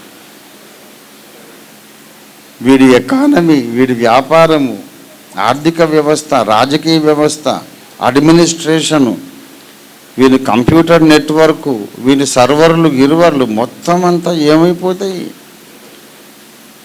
సర్వనాశనం అయిపోతుంది. ఆయనకు పంచభూతాలే ఆయన ఆయుధాలు. కంప్యూటర్ నెట్వర్క్ అంతా మనం చేస్తాము. చేసిన తర్వాత పెద్ద సర్వర్ ఉంటుంది, మెయిన్ దీనికి ట్యాంక్ అన్నమాట. దాన్ని చూసుకొని గర్విస్తాడు, నా దగ్గర ఇంత మెమొరీ ఉంది, ఇంత మెమొరీ ఉందని. దేవుడు పెద్ద వడగండ్ల వాన కురిపించాడు అనుకో. ఇప్పుడు నిన్న వర్షం వచ్చింది, ఇంటర్నెట్ పనిచేయలేదు, చెట్లన్నీ విరిగి రోడ్డుకి అడ్డం పడి ఆ వైఫై వైరింగ్ అంతా కూడా పోయింది, వైఫై పనిచేయడం లేదు. వాడికి ఫోన్ చేస్తే మేమేం చేయాలి సార్, వర్షం వచ్చింది, వైర్లని పోయారు అంటున్నాడు. అంత బలహీనుడు మనిషి. దేవుడు ఒక్కసారి ఆయనకున్నటువంటి ఆయుధాలు ఏంటంటే భూమి, గాలి, నీళ్ళు, అగ్ని, పంచభూతములు ఆయనకు ఆయుధాలు. నువ్వు పెద్ద పెద్ద కంప్యూటర్ నెట్వర్క్, బిజినెస్ నెట్వర్క్ అంతా ఏర్పాటు చేసుకుంటావు. దేవుడు చిన్న నిప్పురవ్వ ఊరి మీద వేసాడు అనుకో, నువ్వు నీ కంప్యూటర్లు మొత్తం దగ్ధమైపోతాయి. మన జ్ఞానము, మన యొక్క డెవలప్మెంట్ అంతటికి అతీతుడు పైనున్నవాడే బైబిల్లో కనబడుతున్న దేవుడు. దేవునికి స్తోత్రం కలుగునుగా. హల్లెలూయా. ఆయనతో పెట్టుకోవద్దు అనవసరంగా. అదే ఆయన ఓర్చుకున్నంతసేపు ఓర్చుకుంటాడు. ఒకసారి చిరాకేసింది అనుకో, ఇట్లా చిన్నగా ఇట్లా ఊపితే సరిపోయా. మన పార్లమెంటు భవనాలు ఉండవు, మన పోలీస్ కంట్రోల్ రూములు ఉండవు, మన కంప్యూటర్ నెట్వర్క్ ఉండదు, ఏది ఉండదు. చిన్న అగ్ని ప్రమాదం వచ్చిందనుకో, మన అడ్మినిస్ట్రేషన్లో మనకున్న ఫైల్స్ మొత్తం తగలబడిపోతాయి. కంప్యూటర్లలో మనం దాచుకుంటాం, కంప్యూటర్లు తగలబడిపోతాయి. నీకు ఏ ఇన్ఫర్మేషన్ ఉండదు. ఇక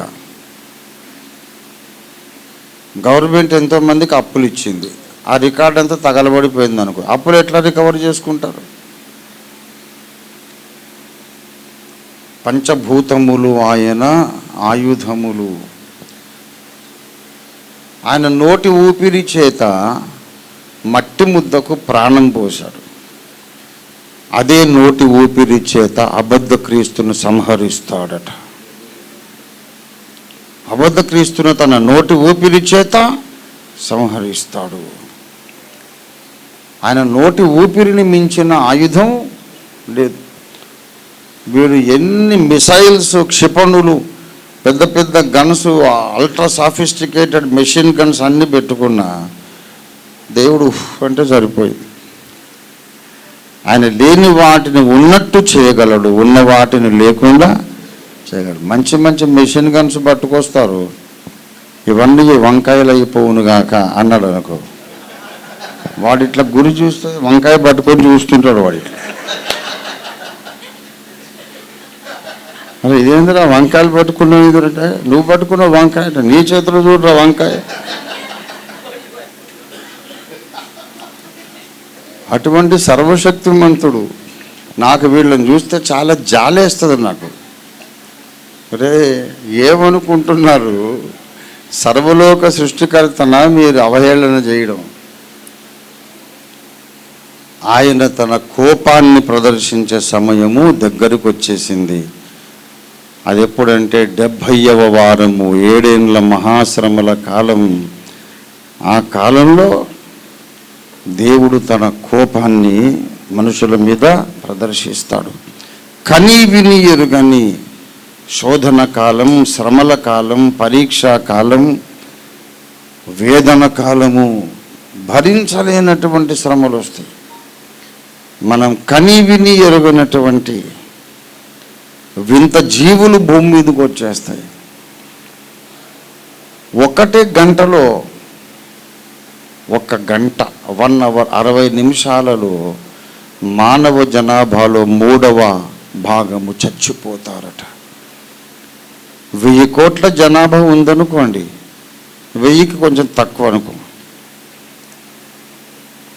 900 కోట్లు అనుకోండి, ఈజీ క్యాలిక్యులేషన్ కొరకు 900 కోట్ల జనాభా ఉంటే 3వ భాగం ఎంత? 300 కోట్ల మంది 1 గంటలో చచ్చి పీనుగల కుప్ప అయిపోతారు. వాళ్ళను 300 కోట్ల మందిని పాతి పెట్టాలంటే ఎంత టైం కావాలా? ఎంత మ్యాన్ పవర్ కావాలా? ఏం చేస్తారు? ఆ చచ్చిపోయిన వాళ్ళలో దేశ ప్రధానమంత్రులు ఉండొచ్చు, అపోజిషన్ వాళ్ళు ప్రకటన చేస్తుంటారు, ఇన్ని కోట్ల మంది చచ్చిపోయారు, దేశాన్ని క్లీన్ చేయాలి, ప్రధానమంత్రికి బాధ్యత లేదు, ఏమి లేదని వీళ్ళు ప్రకటనలు ఇస్తుంటే మీడియాలో ఒకటి ఉండవా, వాడే చచ్చూరుకున్నాడు, వాడిని ఏమంటారు, వాణి తీడతావేందే చచ్చిపోయాడు, అవునా అని నోరు తెలిసి వీడు కూడా చచ్చిపోతాడు. అలాంటి భీకరమైన రోజులు వచ్చేస్తున్నాయి. అయితే ఈ ప్రకృతి విలయాలు, ఒకవైపు తెగుళ్ళు అంటే వైద్యశాస్త్రానికి అర్థము కాని రోగాలు, వైద్యశాస్త్రానికి లొంగని రోగాలు, ఏమి చెయ్యాలో డాక్టర్లకు అర్థం కాదు, సైంటిస్టులకు అర్థం కాదు. వరదలు వస్తున్నాయి, భూకంపాలు వస్తున్నాయి, అగ్ని ప్రమాదాలు వస్తున్నాయి, యుద్ధాలు జరుగుతూ ఉన్నాయి. మొన్న కరోనా వచ్చి ప్రపంచాన్ని ఒక కుదిపి వెళ్ళిపోయింది. ఏమండి, కోవిడ్ కొరకు కోవిషీల్డ్ అని ఇంజక్షను ఏదో కనిపెట్టారు. అయితే అది ఇంకా ప్రయోగాత్మకంగా అది ఇంకా సేఫ్ డ్రగ్ అని నిరూపించబడలేదు. కోవిషీల్డ్ ఇవ్వకండి, అది తీసుకున్న వాళ్ళకు సైడ్ ఎఫెక్ట్స్ ఉన్నాయని ఆనాడే రాహుల్ గాంధీ గారు పేపర్ ప్రకటన ఇచ్చారు. అయితే ఎన్నికల్లో ఓడిపోయినోడు చెప్తే మేము వినాలనా? ఏందయ్యా నువ్వు చెప్పేది? నోరు మూసుకొని మన గౌరవ ప్రధానమంత్రి మోడీ గారు చెప్తే వినకుండా దాన్ని ప్రమోట్ చేశారు. ఇప్పుడు కోవిషీల్డ్ తీసుకున్న వాళ్ళకి అందరికీ సైడ్ ఎఫెక్ట్లు వస్తున్నాయి, గుండెపోట్లు వస్తున్నాయి, కిడ్నీలు ఫెయిల్ అయిపోతున్నాయి, లివర్ ఫెయిల్ అయిపోతుంది. చాలామంది కోవిడ్ వచ్చినందుకు చచ్చిపోలేదు, కోవిషీల్డ్ తీసుకున్నందుకు చచ్చిపోయారు. తెగులు అంటది సైన్స్కు లొంగదు. ఏం జరుగుతుందో, ఎలా దీన్ని ఎదుర్కోవాలో సైన్స్కి అర్థం కాక సైంటిస్టులు పిచ్చెక్కి తలకాయ పట్టుకొని కూర్చుంటారు. ఈ పరిస్థితులన్నీ చూసినప్పుడట జనులు కుప్పగూలిపోతారట. అయ్యో ఏం జరుగుతుంది, ఎలా ఎదుర్కోవాలి భవిష్యత్తును? లూకాసు వార్త 21వ అధ్యాయం 28వ వచనం, ఇవి జరగనారంభించినప్పుడు మీరు ధైర్యము తెచ్చుకొని మీ తలలెత్తుకొనుడి. ఇవి జరగనారంభించినప్పుడు, ఏవి జరగనారంభించినప్పుడు? దయచేసి 25, మరియు సూర్య చంద్ర నక్షత్రములలో సూచనలు, భూమి మీద సముద్ర తరంగముల ఘోష వలన కలవరపడిన జనములకు శ్రమయు కలుగును. శ్రమ, ఇవన్నీ జరుగుతాయి. దయచేసి 10-11 వచనాలు, జనము మీదికి జనము లేచును, రాజ్యము మీదికి రాజ్యము లేచును, అక్కడక్కడ గొప్ప భూకంపములు కలుగుతున్నాయా లేదా? భూకంపాలు వస్తాయి అంచకాలంలో అని బైబిల్ చెప్పింది. మన కళ్ళ ముందు జరుగుతున్నాయి. తెగుళ్ళు వస్తాయని బైబిల్ చెప్పింది. మన కళ్ళ ముందు తెగుళ్ళు జరుగుతూనే ఉన్నాయి. అయినా సరే బైబిల్లో జరుగుతాయని చెప్పిన భవిష్యత్ సంభవాలు మన కళ్ళ ముందు జరుగుతున్నాయి. ఈ సంఘటనలు జరిగినప్పుడు వాటి వెనువంట ఎవరు వస్తారంటే 2000 ఏళ్ల కిందట మానవ జాతి విమోచన కొరకు ప్రాణం పెట్టి చనిపోయి తిరిగి లేచిన యేసు ప్రభు వారు రారాజుగా భూగ్రహానికి పరిపాలకుడుగా వస్తాడు. ఆయన రాబోతున్నాడు, వచ్చేస్తున్నాడనే అడుగుల సవ్వడి ఈ సంభవాలన్నీ, యుద్ధాలు, తెగుళ్ళు చెప్తానే ఉన్నాం, అర్థం కావట్లేదు. అరే యేసు రాకడకు ముందు భూకంపాలు, యుద్ధాలు జరుగుతాయిరా బాబు, ఇవి జరిగినప్పుడు ఆయన సమీపమున ఉన్నాడని తెలుసుకుని చెప్తుంటే వీళ్ళు ఇంకా అబద్ధాలు ప్రచారం చేసుకొని జీవాత్మ పరమాత్మ అనుకుంటావా? అది ఎక్కడుందిరా బాబు? నువ్వు చెప్పిన దానికి ఎక్కడ కూడా ఆర్కియలాజికల్ ప్రూఫ్స్ లేవు. మొన్న చెప్పాను యథార్థవాది ఛానల్లో, శ్రీకృష్ణుల వారి మృతదేహము ద్వారకా నగరంలో సముద్ర గర్భంలో దొరికింది. మంచిగా ఆయనకన్నీ బంగారు ఆభరణాలు, కిరీటం అంతా పంచకట్ట అంతా ఇంటాక్ట్గా ఉంది. ద్వాపర యుగంలో మనిషి, ఆయన బాడీ దొరికిందట. మహాభారతంలో మౌసల పర్వంలో క్లియర్గా రాసి ఉంది. అర్జునుడు శ్రీకృష్ణుడికి వారి అన్నగారైనటువంటి బలరాముడికి దహన సంస్కారాలు చేశాడు. కొంతమంది మునీశ్వరులందరూ కలిసి వచ్చి దహన సంస్కారం చేశాడు. మహాభారతంలో ఉంది. అంటే శవాన్ని బూడిద చేసేశారు. ఇప్పుడు వీళ్ళకి ఆ బూడిదైపోయిన శరీరం మళ్ళీ బంగారు ఆభరణాలు పెట్టుకొని సముద్ర గర్భంలో దొరికిందట. అంటే ఎంత పచ్చి అబద్ధాలు ప్రచారం చేస్తున్నారో చూడండి. ఇక్కడ మనం నిరూపణలతో కూడా నిజాలు చెబితే నమ్మరు, కానీ నమ్మడానికి వీల్లేని అబద్ధాలు మాత్రం చెప్పడం ఇష్టం, నమ్మడం ఇష్టం వాళ్ళకు. అవును, ఎంతసేపు ఈ కథలు చెప్పుకుంటావు? ఎంతసేపు ఈ కథలు చెప్పుకుంటావు? ఇలాంటి కథలన్నీ మీరు చెప్పుకుంటా ఉంటే ఈ అరబ్ వార్లు ఇంకా ఎక్కువైపోతే యుద్ధాలు. ఆ వెనుక రష్యా యుద్ధం జరుగుతుంది ఇజ్రాయెల్ మీద. ఆ వెనుక దశరాజ్య కూటమి ఏకప్రభుత్వం స్థాపిస్తుంది, ప్రపంచ ఏకప్రభుత్వం. ఆ తర్వాత 11వ రాజు వచ్చేసి వాడు ప్రపంచాన్ని 42 నెలల పాటు పరిపాలిస్తాడు. నేనే దేవుణ్ణి అంటాడు. నన్ను ఆరాధించకపోతే మిమ్మల్ని మెడకాయ మీద తలకాయ లేకుండా నరికేస్తానంటాడు. క్రూర మృగములాగా పరిపాలిస్తాడు. అప్పుడు భూమి మీద ఉన్న సకల మతాలను వాడు అబాలిష్ చేస్తాడు. మేము ఫలానా చోట ఆలయం కట్టుకున్నామని మీరు డబ్బా కొట్టుకుంటున్నారు, దాంట్లో కూడా వాడు వచ్చి నేనే దేవుణ్ణి కూర్చుంటాడు. క్రైస్తవులు కడుతున్న పెద్ద పెద్ద కోట్లు ఖర్చు పెట్టి గుడులు కడుతున్నారు కదా, అబద్ధ క్రీస్తు సైనికులు వచ్చి వాడి విగ్రహం పెడతారు. వచ్చే సండే నుండి మీరు దీన్ని ఆరాధించండి అని. ఇష్టం లేకుంటే వెళ్ళిపోండి. ఏది దేవుడు అన్నబడును, ఏది పూజింపబడును దాని అంతటిని ఎదిరించచ్చు వాడు. దాని అంతటికి పైగా తనను తాను హెచ్చించుకొనొచ్చు. తానే దేవుణ్ణి కనబరుచుకొనును, దేవుని ఆలయములో కూర్చుండును. వీళ్ళు ఇట్లా కథలు చెప్పుకుంటూనే ఉంటారు. వన్ వరల్డ్ గవర్నమెంట్ వస్తుంది, అబద్ధ క్రీస్తు వచ్చేస్తాడు, అప్పుడు కూడా చెప్పుకుంటారా? కృతయుగము త్రేత అప్పుడు చెప్తారు మీరు? అరే మీరు ఎన్ని కథలు చెప్పుకున్నా జరగనున్న చరిత్ర బైబిల్ ఆదేశించినట్టే జరుగుతుంది, కానీ నువ్వు అనుకున్నట్టు జరగదంతే. ప్రపంచ ఆరంభం బైబిల్ చెప్పినట్టే జరిగింది, ప్రపంచ అంతము కూడా బైబిల్ చెప్పినట్టే జరుగుతుంది. మానవ జాతి ఆరంభం మధ్యప్రాచ్యంలో, మధ్యధరా సముద్ర తీర ప్రాంతంలో, మెడిటరేనియన్ సముద్రం దగ్గర ఆదామును దేవుడు ముందు సృష్టించినాడు. మానవ జాతి అక్కడ ఆరంభమైంది. మళ్ళీ ముగింపు కూడా అక్కడి నుంచే మొదలవుతుంది. ఈ యుగాన్ని ముగించడానికి దేవుడు అక్కడనే మొదలు పెడతాడు కార్యక్రమం. మనుష్య జాతి మధ్యప్రాచ్యంలో స్టార్ట్ అయింది. మనుష్య జాతిని అంతము చేయడానికి దేవుని కార్యం కూడా అక్కడే ప్రారంభమవుతుంది. ఇండియా అనేది దేవుని ప్రణాళికలో ఆయన సృష్టించిన అనేక దేశాలలో ఒకటంతే, కానీ మనమే గ్రేటు, వాళ్ళందరూ నీచులు అనుకునేదంతా కూడా బహ్వాస్. ఎవడు గ్రేట్ కాదు బాబు, సృష్టికర్తను తెలుసుకున్నవాడే గ్రేట్. మనకు కావలసింది క్రియేటర్ను పట్టుకోలేక వీళ్ళందరూ క్రియేటివిటీ పెట్టుకున్నారు. క్రియేటివిటీ అంటే ఇక లేనిపోని అన్నీ ఊహించుకొని ఇవన్నీ ఫోటోషాప్లో బొమ్మ కల్పిస్తారు అన్నమాట.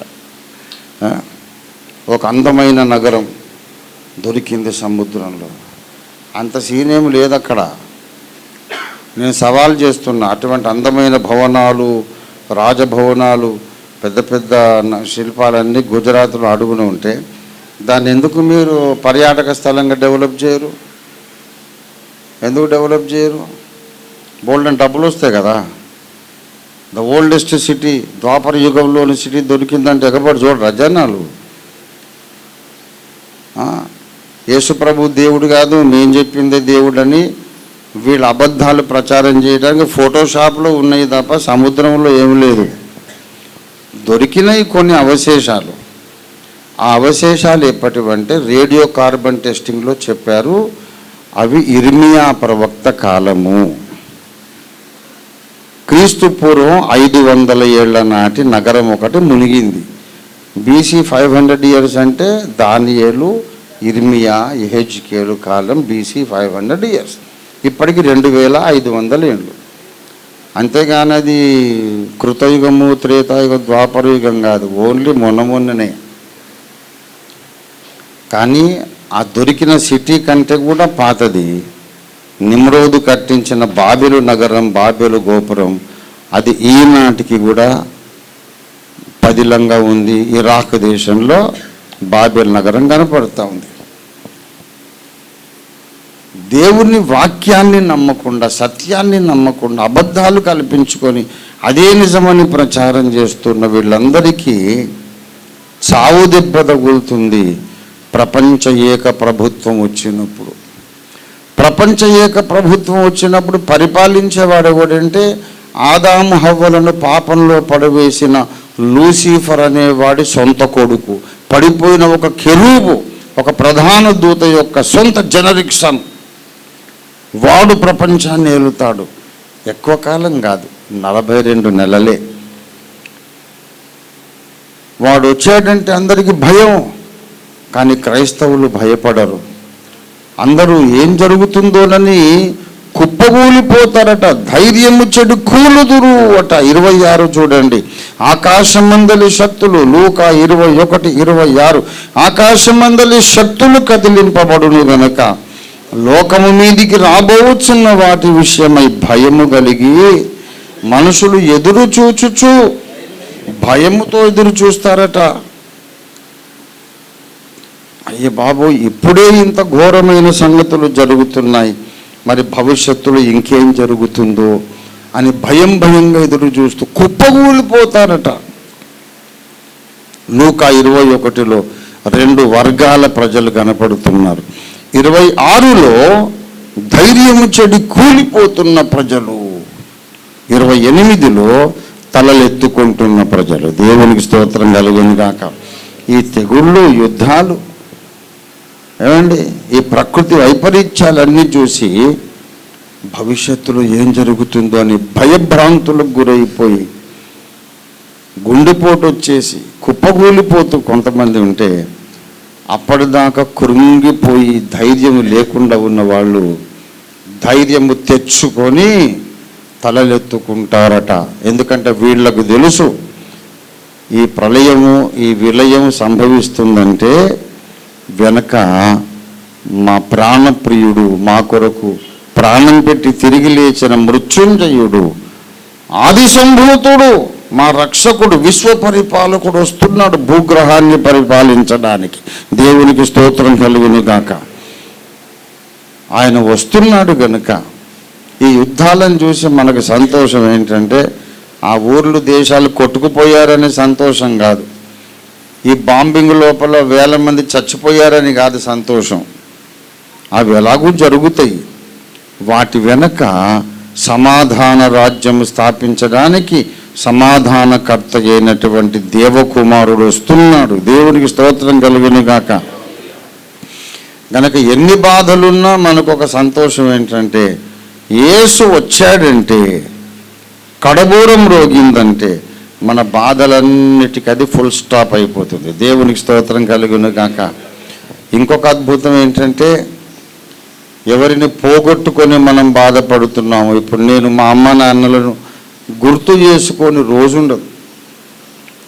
మరి నాతో పాటు మరి ఇంట్లో ఉంటున్నటువంటి నన్ను చూసుకొని టేక్ కేర్ చేస్తున్న బిడ్డలకు రోజు మా అమ్మ నాన్నల జ్ఞాపకార్థ కూటమే. రోజు కూర్చుంటే లేస్తే ఏ ఊరికే వాళ్ళని గుర్తు చేసుకుంటా. నాకు ఇప్పుడు నాకే 65 ఏళ్ళు.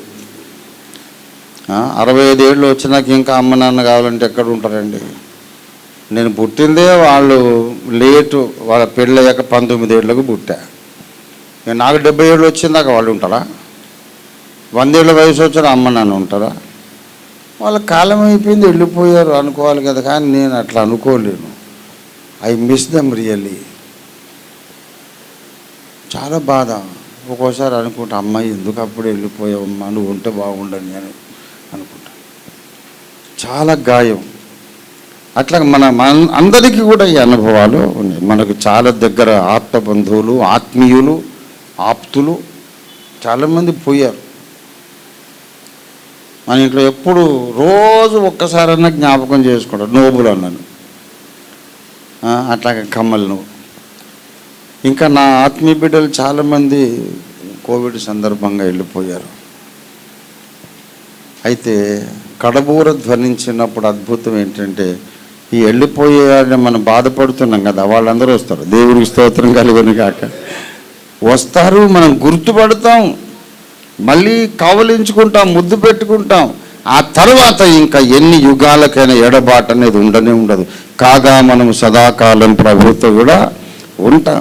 ప్రభువునందు నిద్రించిన వారిని దేవుడు ఆయనతో కూడా వెంట పెట్టుకొని వచ్చును. ఆ మీదట సజీవులమై ఉండే మనం వారితో కలిసి ఏకంగా ప్రభువుని ఎదుర్కోవడానికి ఆకాశ మండలానికి వెళ్ళిపోతాం. ఆ తర్వాత యుగ యుగములు మనం సదాకాలము ప్రభువుతో కూడా ఉంటాం. యేసు రాకడ అన్ని సమస్యలకు పరిష్కారం. యేసు రాకడ అన్ని బాధలకు ఫుల్ స్టాప్. గనక ఇవాళ ప్రపంచంలో జరుగుతున్న భయంకరమైన సంభవాలన్నీ కూడా బైబిల్ ఎరుగని వాళ్లకు, బైబిల్ని నమ్మని వాళ్లకు భయాన్ని కలిగిస్తాయి. కానీ బైబిల్ని నమ్ముతున్న మనకు నిరీక్షణ కలిగిస్తాయి సంభవాలు. మనకు ఆనందాన్ని కలిగిస్తాయి, ధైర్యాన్ని ఇస్తాయి. వాళ్ళకేమో అప్పటిదాకా ధైర్యం ఉందట, ధైర్యము చెడి కూలుదురు. ధైర్యం చెడి అంటే అప్పటిదాకా వాడు ధైర్యంగా ఉన్నాడు, ఉన్న ధైర్యం పోయింది వాడికి. మరి మీరు ధైర్యము తెచ్చుకొని తలలెత్తుకోమన్నాడు. అంటే అప్పటిదాకా మనకు ధైర్యం లేదు. బాబోయ్, ఈ అప్పులు ఎప్పుడు తీరుతాయో, ఈ సమస్యలు ఎప్పుడు తీరుతాయో అని మనం ధైర్యం లేకుండా భయంగా బ్రతుకుతున్నవాళ్ళం. ఒకరోజు వార్త వచ్చేస్తుంది, మధ్యప్రాచ్యంలో బాంబింగ్ స్టార్ట్ అయింది. అమ్మయ్యా, దేవుని స్తోత్రం, హల్లెలూయా అంటే ఊరోళ్ళందరూ మనం ఏంట్రా దుర్మార్గులారా, వాళ్ళు కొట్టుకొని చేస్తుంటే మీరు సంతోషిస్తారా అంటే, వాడు కొట్టుకుంటున్నందుకు కాదండి, ఎవ్వరూ కొట్టుకొని అక్కర్లేకుండా సమాధాన రాజ్యం స్థాపించడానికి మా యేసయ్య వచ్చేస్తున్నాడు. దేవునికి స్తోత్రం కలుగును గాక. హల్లెలూయా. ఈ కాంట్రాస్ట్ అనేది ఉంది. కనుక నేను చెబుతున్నా, మనకందరికీ ఎన్నో బాధలు ఉన్నాయి, పర్వాలేదు, యేసయ్య వస్తున్నాడు కదా, ఇవన్నీ సెటిల్ చేస్తాడు. మొన్న ఎవరు ఒక బ్రదర్ చెప్తున్నాడు, మా ఊర్లో ఒక పాస్టర్ గారు ఉన్నారు, మీ మీద చాలా విష ప్రచారం చేస్తున్నాడండి, చాలా దుష్ప్రచారం చేస్తున్నాడు అని చెప్తే, పర్వాలేదు, డోంట్ వరీ, చెప్పుకొని ఏమైంది, అదేంటండి మీరేం యాక్షన్ తీసుకోవడం అంటే, ఏం యాక్షన్, వాడు ఎన్ని చెప్పుకున్నా నాకైతే ఏమీ బాధ లేదు. ఎందుకంటే అరబ్ ఇజ్రాయెల్ వారు స్టార్ట్ అయిపోయింది. దేవుని స్తోత్రం. వారు స్టార్ట్ అయితే వీడు చెప్పుకుంటే బాధ లేదు ఏంది సార్? ఎవరు ఎన్నైనా ప్రచారాలు చేయని, ఇజ్రాయేల్ ఇరాక్ యుద్ధం మొదలైంది. వాడు ఎన్నైనా చెప్పుకొని అంత ఖుష్. అరే ఎందుకండి అంటే వీడు ఇట్లా చెప్పుకుంటూనే ఉంటే అక్కడ యుద్ధాలు జరుగుతాయి. వెనక సమాధానకర్త అయిన యేసు వస్తాడు. వచ్చినప్పుడు ఏమవుతుంది తెలుసా? First thing he will do, మొట్టమొదటి ఏం చేస్తాడంటే దుర్మార్గులను సంహరించుట కాదు, లోకానికి తీర్పు తీర్చటం కాదు, కాదు కాదు కాదు, ఈ భూమి మీద 1000 ఏళ్ల రాజ్యం స్థాపించడం కూడా కాదు. యేసయ్య వచ్చినప్పుడు అన్నిటికంటే ముందు జరిగేది ఏంటంటే పరిశుద్ధులకు తీర్పు. మొదటి పేతురు పత్రిక 4:17 చూడండి దయచేసి. మొదటి పేతురు 4:17.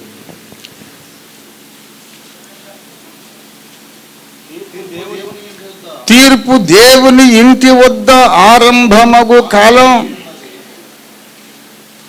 అన్యజనులకు తీర్పు జరుగుతుంది, భక్తిహీనులకు తీర్పు జరుగుతుంది, అవిశ్వాసులకు తీర్పు జరుగుతుంది, అపహాసకులకు తీర్పు జరుగుతుంది, దేవుని వాక్యములకు అవిధేయులైన వారికి తీర్పు జరుగుతుంది.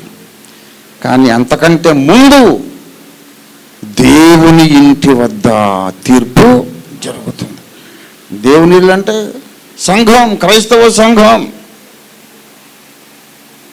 తీర్పు 2 దశలలో జరుగుతుంది. భక్తిహీనులకు తీర్పు జరుగుతుంది, అది మహాధవళ సింహాసన తీర్పు. కానీ అంతకంటే ముందు క్రీస్తు న్యాయపీఠపు తీర్పు జరుగుతుంది. ముందు మనకే తీర్పు. కొంతమంది మీ మీద దుష్ప్రచారం చేస్తున్నాడంటే చేసుకొని పర్వాలేదు, వాడు కూడా వస్తాడు పైకి, అక్కడ చూసుకుందాము. ఇప్పుడు పోయి వాడిని ఏందిరా ఇట్లా అంటున్నవాట అంటే గొడవ అవుతుంది, లేనిపోని గొడవ. యేసయ్య ముందుకు పోయి నేను కూడా చేతులు పట్టుకుని నిలబడతా, వాడు కూడా నిలబడతాడు.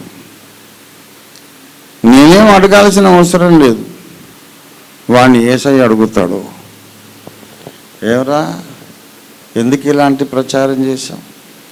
10 ఆజ్ఞలలో ఒక ఆజ్ఞ, లేని వార్తను పుట్టించకూడదు, అబద్ధ సాక్ష్యము పలుకకూడదు, అబద్ధ సాక్ష్యం పలుకుటకై దుష్టునితో నీవు కలవకూడదు. ఏమండి బైబిల్ చదవలేదా? వాడు ప్రసంగికుడు. మరి నాకు తెలుసు, ఎవడైనా నన్ను బాగా విమర్శిస్తున్నాడు, దుష్ప్రచారం చేస్తున్నాడంటే the greatest punishment I can give him is just leave him. వాడిని వదిలేస్తా, వాడు అట్లే చెప్పుకొని. నన్ను ఎవరన్నా వచ్చి నాకు చెప్పారు, అన్న మీ గురించి చాలా బ్యాడ్గా చెప్తున్నానంటే దయచేసి మీరు నాకు హెల్ప్ చేయండి, మీరు కూడా పోయి వానికి ఇంకా ఎగేసి చెప్పండి.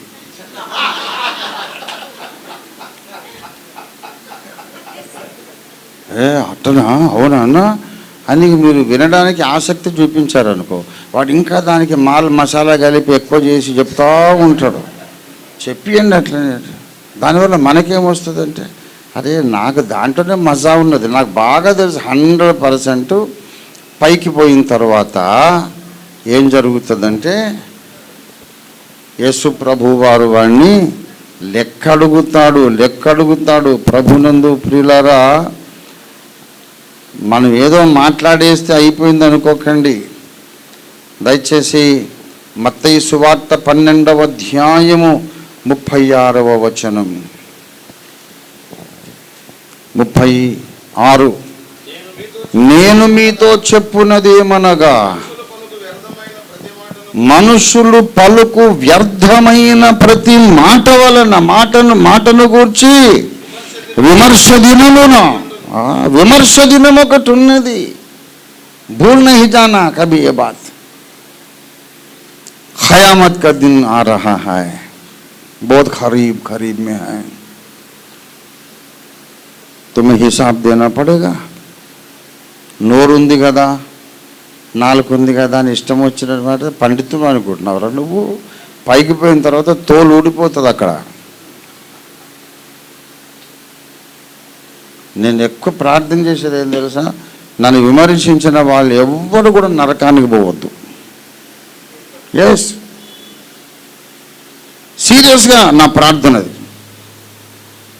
నన్ను విమర్శించి దూషించి దుష్ప్రచారాలు చేసిన వాళ్ళందరూ వాళ్ళు రక్షణలో ఉండాలి, నరకానికి పోవద్దు. వాడు నరకానికి పోతే నాకు మజా ఏముంటుంది?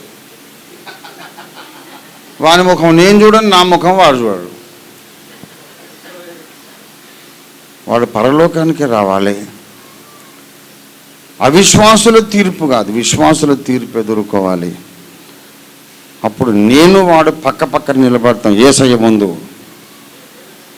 యేసయ్య అడుగుతాడు, ఏమయ్యా ఓఫీరుకు 3 భార్యలను ప్రచారం చేసినావు కదా, అలా పేర్లు చెప్పంటాడు.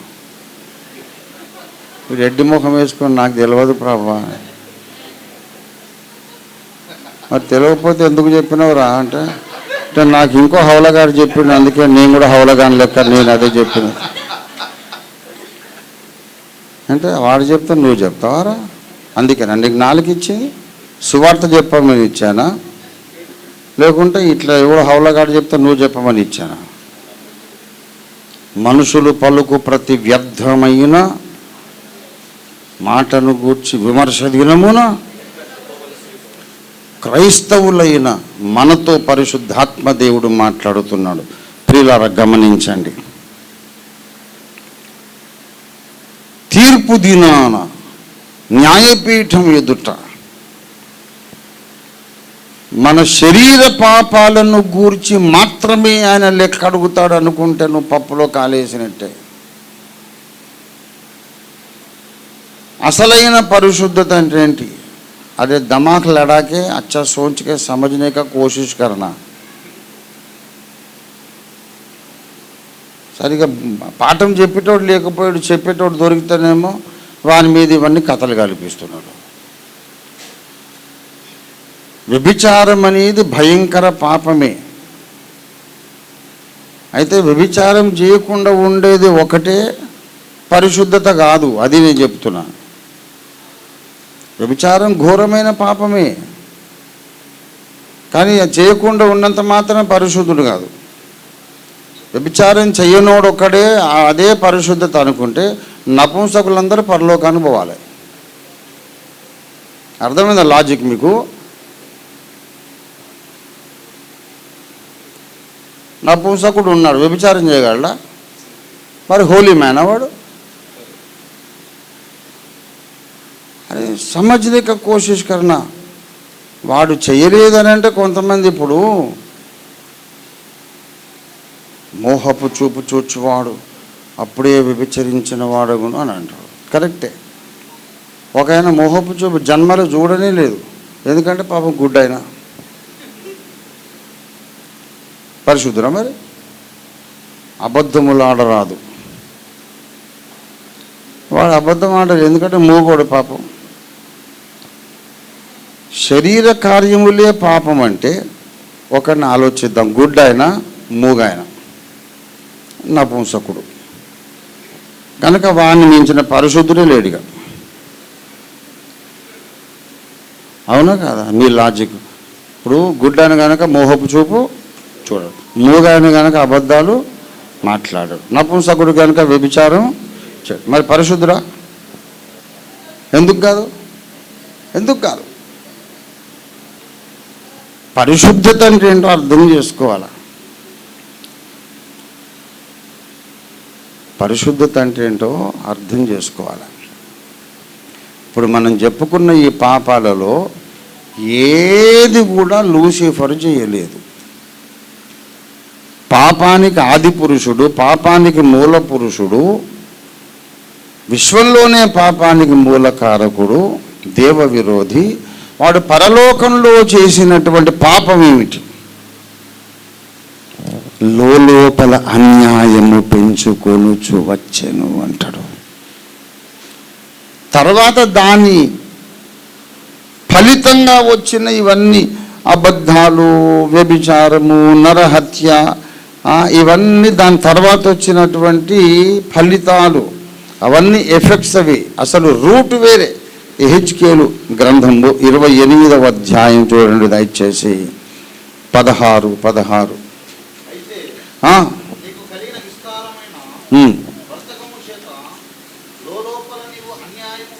అన్యాయము పెంచుకొని 15వ వచనం కూడా చదువు నాయనా. నీవు నియమించబడ్డ దినము మొదలుకొని పాపము నీ యందు కనబడు వరకు. అబ్బా, ప్రవర్తన విషయంలో పర్ఫెక్ట్. అందుకే చెప్పాను, వాడు మనం చెప్పుకున్న పాపాలు ఏది చేయలేదు. ప్రవర్తన పర్ఫెక్ట్గా ఉంది. అయితే లోపల అన్యాయము పెంచుకొనుచు వచ్చాను. వాడి లోపల పెరిగిన అన్యాయం తర్వాత భయంకరమైనటువంటి చీకటి శక్తిగా మారి విశ్వానికే వాడకు చీడపురుగైపోయినాడు.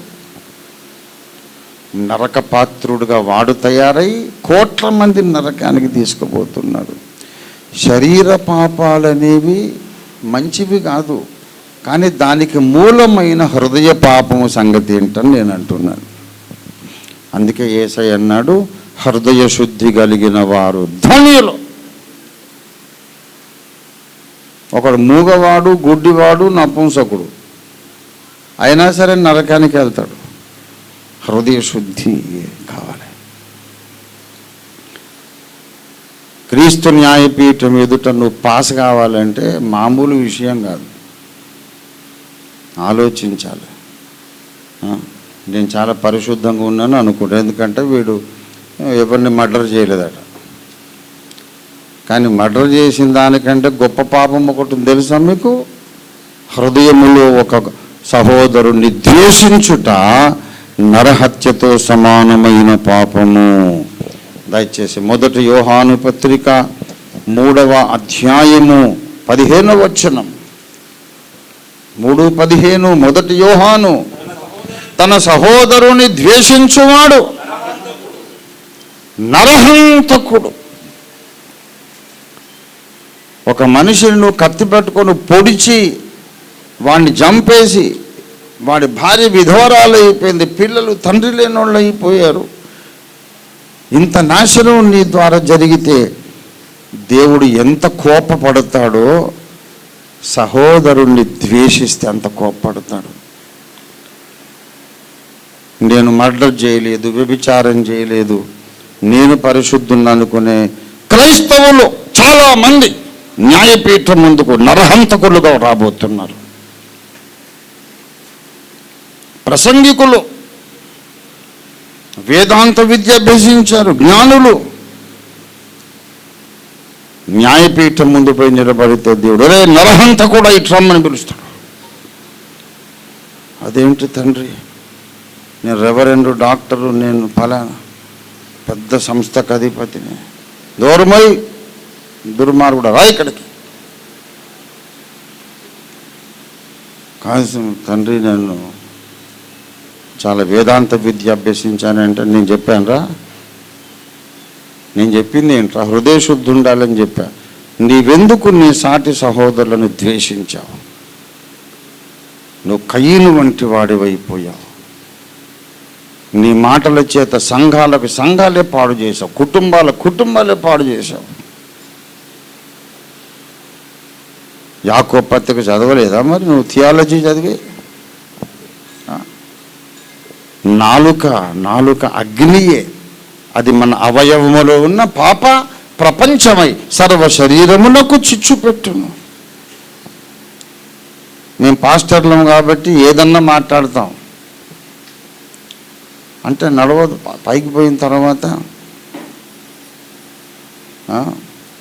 నువ్వు వ్యభిచారం చేయలేదు, నరహత్య చేయలేదు, బ్యాంకులు దోపిడీ దొంగతనం చేయలేదు, విగ్రహారాధన చేయలేదు కనుక నువ్వు చాలా పరిశుద్ధుని అంటాడని అనుకుంటున్నారు పాస్టర్లు, క్రైస్తవ నాయకులు.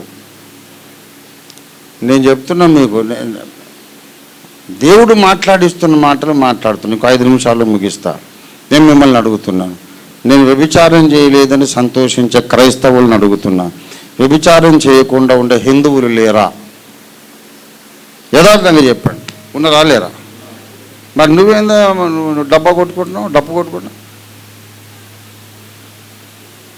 దొంగతనం చేయకుండా, వ్యభిచారం చేయకుండా, నరహత్యలు చేయకుండా, ఎవరి జోలికి పోకుండా, మోసం చేయకుండా నీతిగా బ్రతికే హిందువులు, ముస్లిములు లేరా? ఉన్నారా లేరా? అంటే క్రైస్తవులు కాకుండా వేరే దేవతలను ఆరాధించే వాళ్ళందరూ రోజు వ్యభిచారాలు, మర్డర్లు, దొంగతనాలు చేస్తున్నారా? మంచోళ్ళు చెడ్డోళ్ళు అన్ని మతాలలో ఉంటారు. కొంతమంది యేసు మతంలో దిగి కూడా అన్ని పాపాలు చేస్తారు. వాడేమో అన్య పాపి, వీడు క్రైస్తవ పాపి. ఏమండి, చదువుకున్నోళ్ళు, చదువులేనోళ్ళు, అన్ని రకాల వాళ్ళు ఉన్నారు. నువ్వు చదువుకున్న పాపివి, లేకుండా చదువులేని పాపివి, అందమైన పాపి, ఆకారం లేని నిరాకారమైన అవికారమైన పాపి, పేద పాపి, డబ్బులున్న పాపి. నువ్వు పాపం చేస్తే పాపివే. అంటే యేసు మతంలో ఉంటే నువ్వు క్రిస్టియన్ పాపివి, నీకేం మార్కులు పడవు. పైకి పోయిన తర్వాత దేవుడు చూస్తాడు, నువ్వు ఎందుకు నీకు బహుమానం ఇవ్వాలని అడుగుతాడు. ఎందుకు ఇవ్వాలి బహుమానం అంటే, నేను చాలా భయంగా భక్తిగా ఉండి నేను అసలు వ్యభిచారం చేయకుండా ఉన్న తండ్రి అని అంటే, అవునా, అందుకు బహుమానం ఇవ్వాలనా? ఆ నరకానికి పోయేటోళ్ళని చూడు, వ్యభిచారం చేయకుండా ఉన్న వాళ్ళు చాలామంది పోతున్నారు. అదొక్కటే నీ క్వాలిఫికేషను? అంటే నేను దొంగతనం చేయలేదు తండ్రి, నేను ఎవరిని మర్డర్ చేయలేదు తండ్రి. అవునా, మరి హత్య చేయని వాళ్ళు కూడా పోతున్నారు అక్కడికి. ఎందుకు? రక్షకుడిని అంగీకరించలేదు కనుక.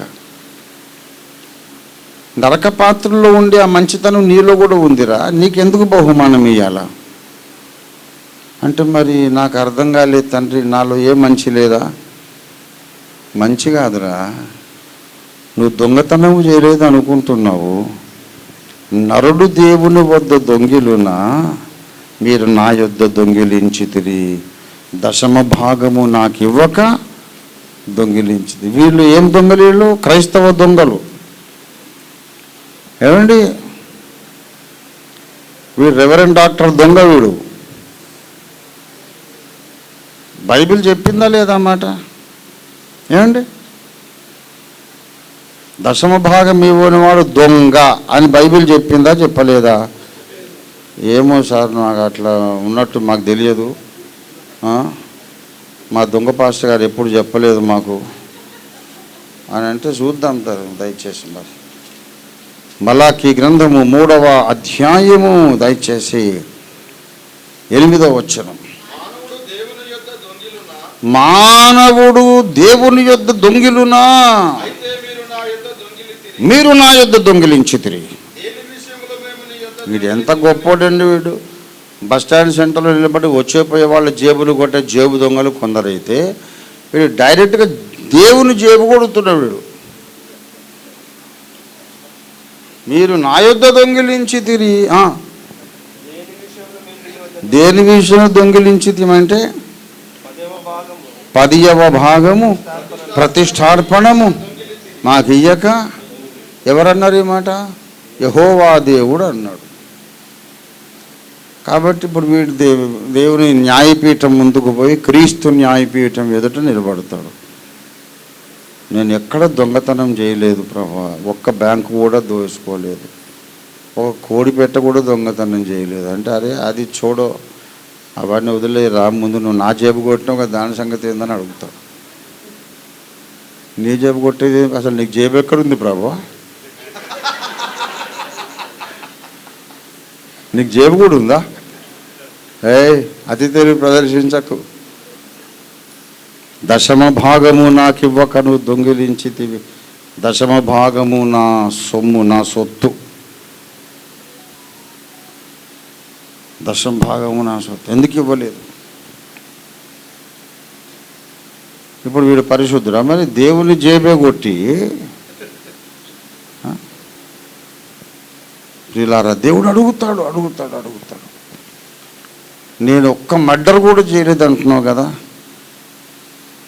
1 యోహాను 3:15 ప్రకారం ఎంతమందిని సహదాసులను ద్వేషించి ద్వేషముతో విషప్రచారం చేసి ఎంతమందిని నీవు క్యారెక్టర్ అసాసినేషన్, వాళ్ళ పేరు పాడు చేసి అపఖ్యాతి పాడు చేసి అబద్ధాలతో వారి పరిచర్య పాడు చేశావు. ఇది నరహత్య కదా. అంటే లోపల ద్వేషం పెట్టుకొని మాట్లాడుతున్న పాస్టర్లు అనేక మంది న్యాయపీఠం ముందు నరహంతకులుగా నిలబడతారు, దొంగలుగా నిలబడతారు. అభిషిక్త దైవజనులే కానీ దేవుని దృష్టిలో దొంగలు, దేవుని దృష్టిలో హంతకులు. శరీర కార్యాలు చేయలేదని సంబరపడకు. నీకన్నా పరిశుద్ధంగా ఉన్న క్రైస్తవేతరులు చాలామంది ఉన్నారు. నాకు తెలుసండి, చాలామంది హిందూ ధర్మంలో ఉన్నవాళ్ళు, ఇస్లాంలో ఉన్నవాళ్ళు, మనకంటే నీతిగా బ్రతికే వాళ్ళు నాకు చాలామంది తెలుసు. ఉన్నదున్నట్టు మాట్లాడుతున్నా.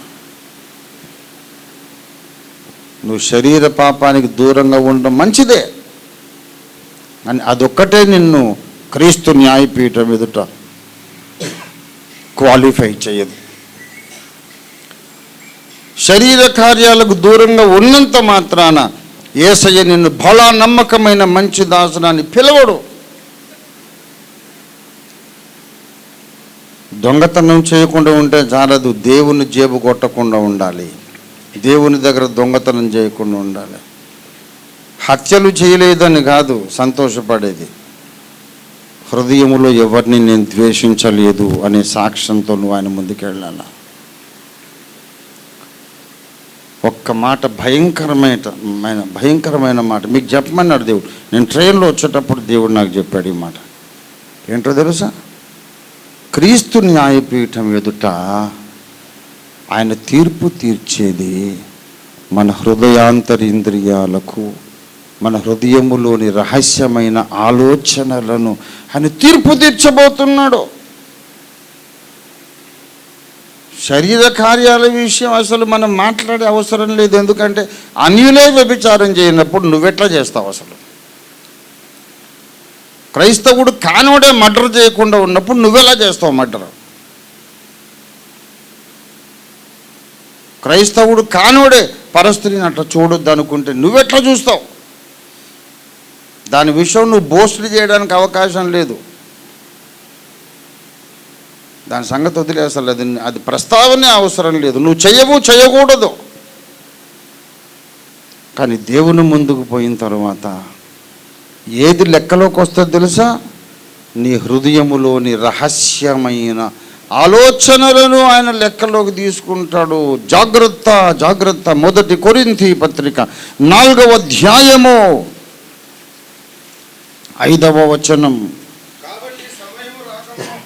కాబట్టి సమయము రాకమునుపు అనగా ప్రభువు వచ్చు వరకు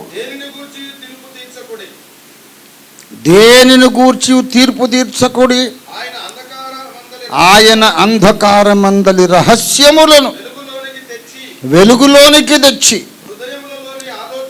హృదయములలోని ఆలోచనలను బయలుపరుచున్నప్పుడు నీ హృదయములో ఉన్న అతి రహస్యమైన ఆలోచనలు విశ్వ పౌరులందరూ చూసే రోజే క్రీస్తు న్యాయపీఠపు తీర్పు దినం. నా హృదయములోని అతి రహస్యమైన ఆలోచనలు, అభిప్రాయాలు, ఉద్దేశములు విశ్వ పౌరులందరూ బాహాటంగా చూసే దినం తీర్పు దినం, విమర్శ దినం. మనుషులందరూ మన శరీర కార్యాలు చూస్తారు, దేవుడు మన హృదయాన్ని చూస్తాడు. వాని హృదయంలో వేరే అభిప్రాయం ఉంది అని లెక్కలో రాసుకుంటాడు. పోనీలే అని ఊరుకోడు. హృదయ రహస్యములను బయలుపరుస్తాడు. రహస్యమైన ఆలోచనలు, పాస్టర్ల యొక్క ఆలోచనలు బయలుపరుస్తాడు. దైవజనుల హృదయములలోని రహస్య ఉద్దేశములను బయలుపరుస్తాడని లేఖనం చెబుతుంది. భయం లేదా? అరబ్బు వారు స్టార్ట్ అయింది. ఇహలోకపు ఇబ్బందులన్నీ తీరిపోయే క్రీస్తు రాకడ సమీపించింది అని ఒక సూచన. అంతేకాదు, లోక సంబంధమైన ఇబ్బందులన్నీ తీరిపోయే దినము వస్తుంది. అంతేకాదు, ఇంకో రకమైన ఇబ్బంది స్టార్ట్ అయ్యే దినం వచ్చింది. హెచ్చరిక పొందాలి. యేసయ్య వస్తాడు, నీకు మహిమ శరీరం వస్తుంది. యేసుప్రభు వచ్చినప్పుడు, పునరుద్ధాన శరీరం ఇచ్చినప్పుడు ఆ దేహానికి ఏ జబ్బు ఉండదు, ఏ నొప్పి ఉండదు, ఆకలి ఉండదు, దాహం ఉండదు. నీకు ఇంకా ఏ అప్పుల బాధ ఉండదు, ఏ బాధ ఉండదు. కానీ ఇంకొక బాధ స్టార్ట్ అవుతుంది.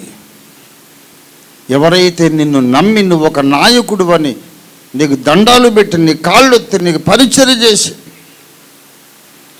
నిన్ను గురువుగా ఎంచి గౌరవించి వెంబడించారో వాళ్ళ ముందు నీ రహస్యమైన బ్రతుకంతా సినిమా చూపించే రోజు వచ్చేస్తుంది. అప్పులు తీరిపోతున్నాయి, నొప్పులన్నీ పోతున్నాయని సంతోషిస్తారా? మొన్నటి దాకా నాకు వందనాలు అయ్యగారు అన్నటువంటి విశ్వాసుల ముందు నా సిగ్గుమాలిన రహస్య జీవితం బయటపడిందని బాధపడతావా? చాలా జాగ్రత్త. ఆఖరిగా ఒక్క మాట చెప్పమన్నాడు దేవుడిని, చెప్పి ముగిస్తా. ప్రియులారా, ఎవరిని ద్వేషించే హక్కు నీకు లేదు. యేసుప్రభు అన్నాడు, వారు నన్ను నిర్హేతుకముగా ద్వేషించిరి. దావీదు కూడా అన్నాడు, ఏ కారణము లేకున్నా వాళ్ళు నా మీద పగబెట్టుకున్నారు, కారణము లేకుండా వాళ్ళు నన్ను ద్వేషించారు. కారణము లేకుండా నువ్వెవరినైనా ద్వేషించితే తప్పక దేవుడు లెక్క అడుగుతాడు. కానీ కారణం లేకుండా ఎవరినైనా ప్రేమిస్తే దేవుడు నిన్ను మెచ్చుకుంటాడు. ఎవరినైనా ప్రేమించే హక్కు నీకుంది. ఎంత పనికిమాలినోనైనా ప్రేమించే హక్కు నీకుంది. ఎంత అపనమ్మకస్తునైనా ప్రేమించే హక్కు నీకుంది. అదేంటండి, పనికిమాలినోడిని ఎట్లా ప్రేమించాలని అంటే, మరి దేవుడు నిన్ను అట్లే ప్రేమించాడు. మరి దేవుడు నిన్ను అలాగే ప్రేమించాడు. యోగ్యుడివని ప్రేమించలేదు, యోగ్యురాలవని ప్రేమించలేదు. నువ్వు అయోగ్యుడివి, అయోగ్యురాలవని తెలిసి ఆయన ప్రేమించాడు. గనక నువ్వు దేవుని బిడ్డవైతే, దేవుని జన్యువులకు, దేవుని జీన్స్కు పుట్టిన ఆయన కుమారుడు అయితే, కుమార్తెవైతే, నీవు కూడా ఇంకొకరిని కారణం లేకుండా ప్రేమించు. దేవుడు నిన్ను కారణం లేకుండా ప్రేమించాడు కనుక ఇంకొకరిని కూడా నువ్వు కారణం లేకుండా ప్రేమిస్తేనే దేవుని కుమారుడుగా, దేవుని కుమార్తెగా నువ్వు న్యాయపీఠం ముందు ప్రకటించబడతావు. కనికరము గలవారు ధన్యులు, వాళ్ళు కనికరించబడతారు.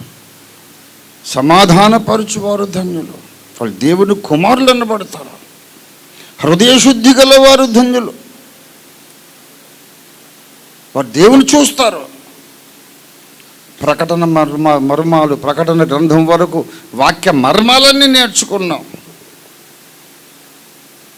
ఇన్ని మర్మాలు నేర్చుకున్నాక ఇంకా హృదయశుద్ధి రాలేదు. ఇన్ని మర్మాలు నేర్చుకున్నాక ఇంకోటి మీద కనికరం చూపుదామనేది రాలేదు. ఇన్ని మర్మాలు నేర్చుకున్నాక సమాధాన పరుద్దామనే బుద్ధి రాలేదు. తగాదాలు పెట్టే బుద్ధి వచ్చింది. యథార్థత లేదు. పైకో మాట, లోపలికో మాట. పైన ఉండే మాట లోపల వేరే మాటలు ఉండే దేవునికి తెలుసు. 99% మనుషులు పైకి చెప్పేది ఒకటి, లోపల ఉండేది ఒకటి. కాబట్టి న్యాయపీఠం ఎదుట నువ్వు లోపల దాచుకున్నవన్నీ బట్టబయలు చేస్తానని దేవుడు లేఖనం రాసిపెట్టాడు. లేఖనము నిరర్ధకము కానేరదు.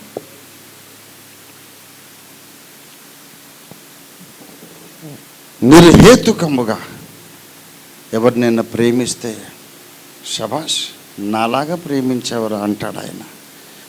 కానీ ఏ కారణం లేకుండా ఎవరినైనా ద్వేషిస్తే తప్పక నువ్వు ఒక కయ్యూను వంటి హంతకునిగా దేవుని న్యాయపీఠం ముందుకు వస్తావు. జాగ్రత్త.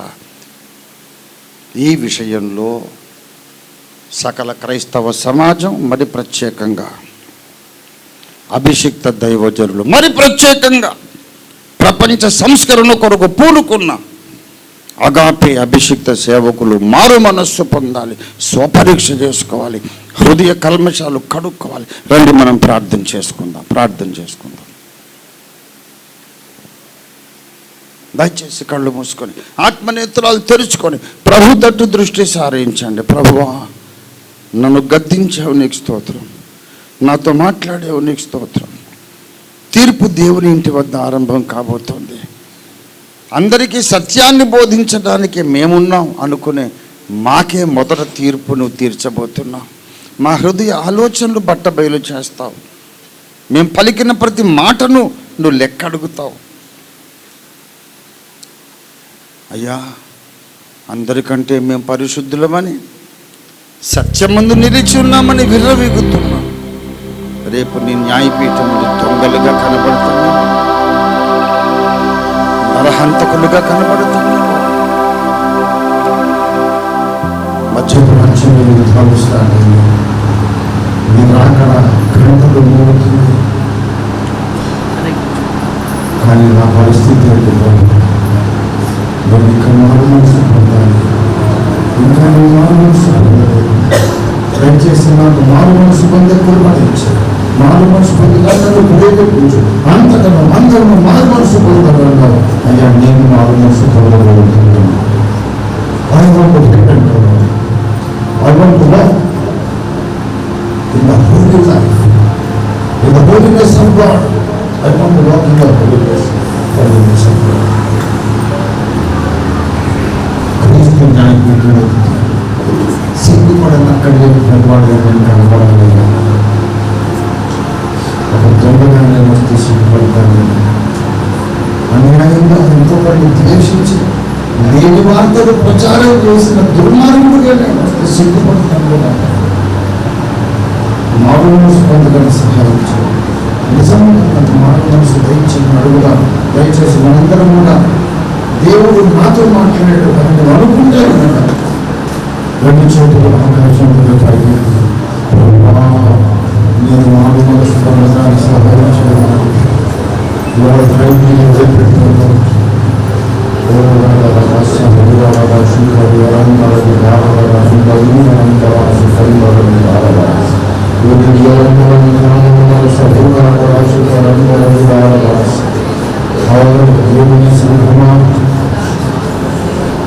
పెట్టుకుంటాను. అభిషిక్త దైవ సేవ కూడా నీవైనా సరే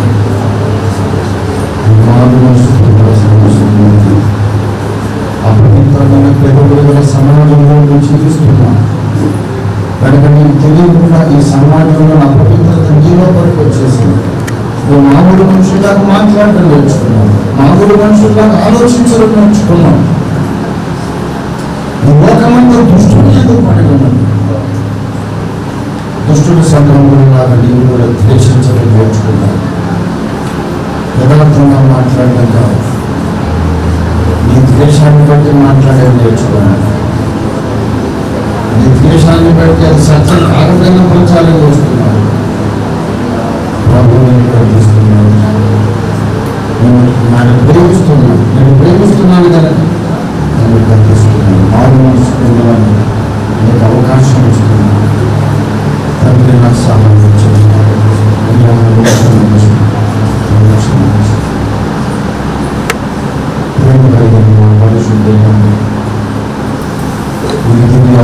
వాక్యం నీ లేఖనం మమ్మల్ని తీసుకొచ్చి అంచక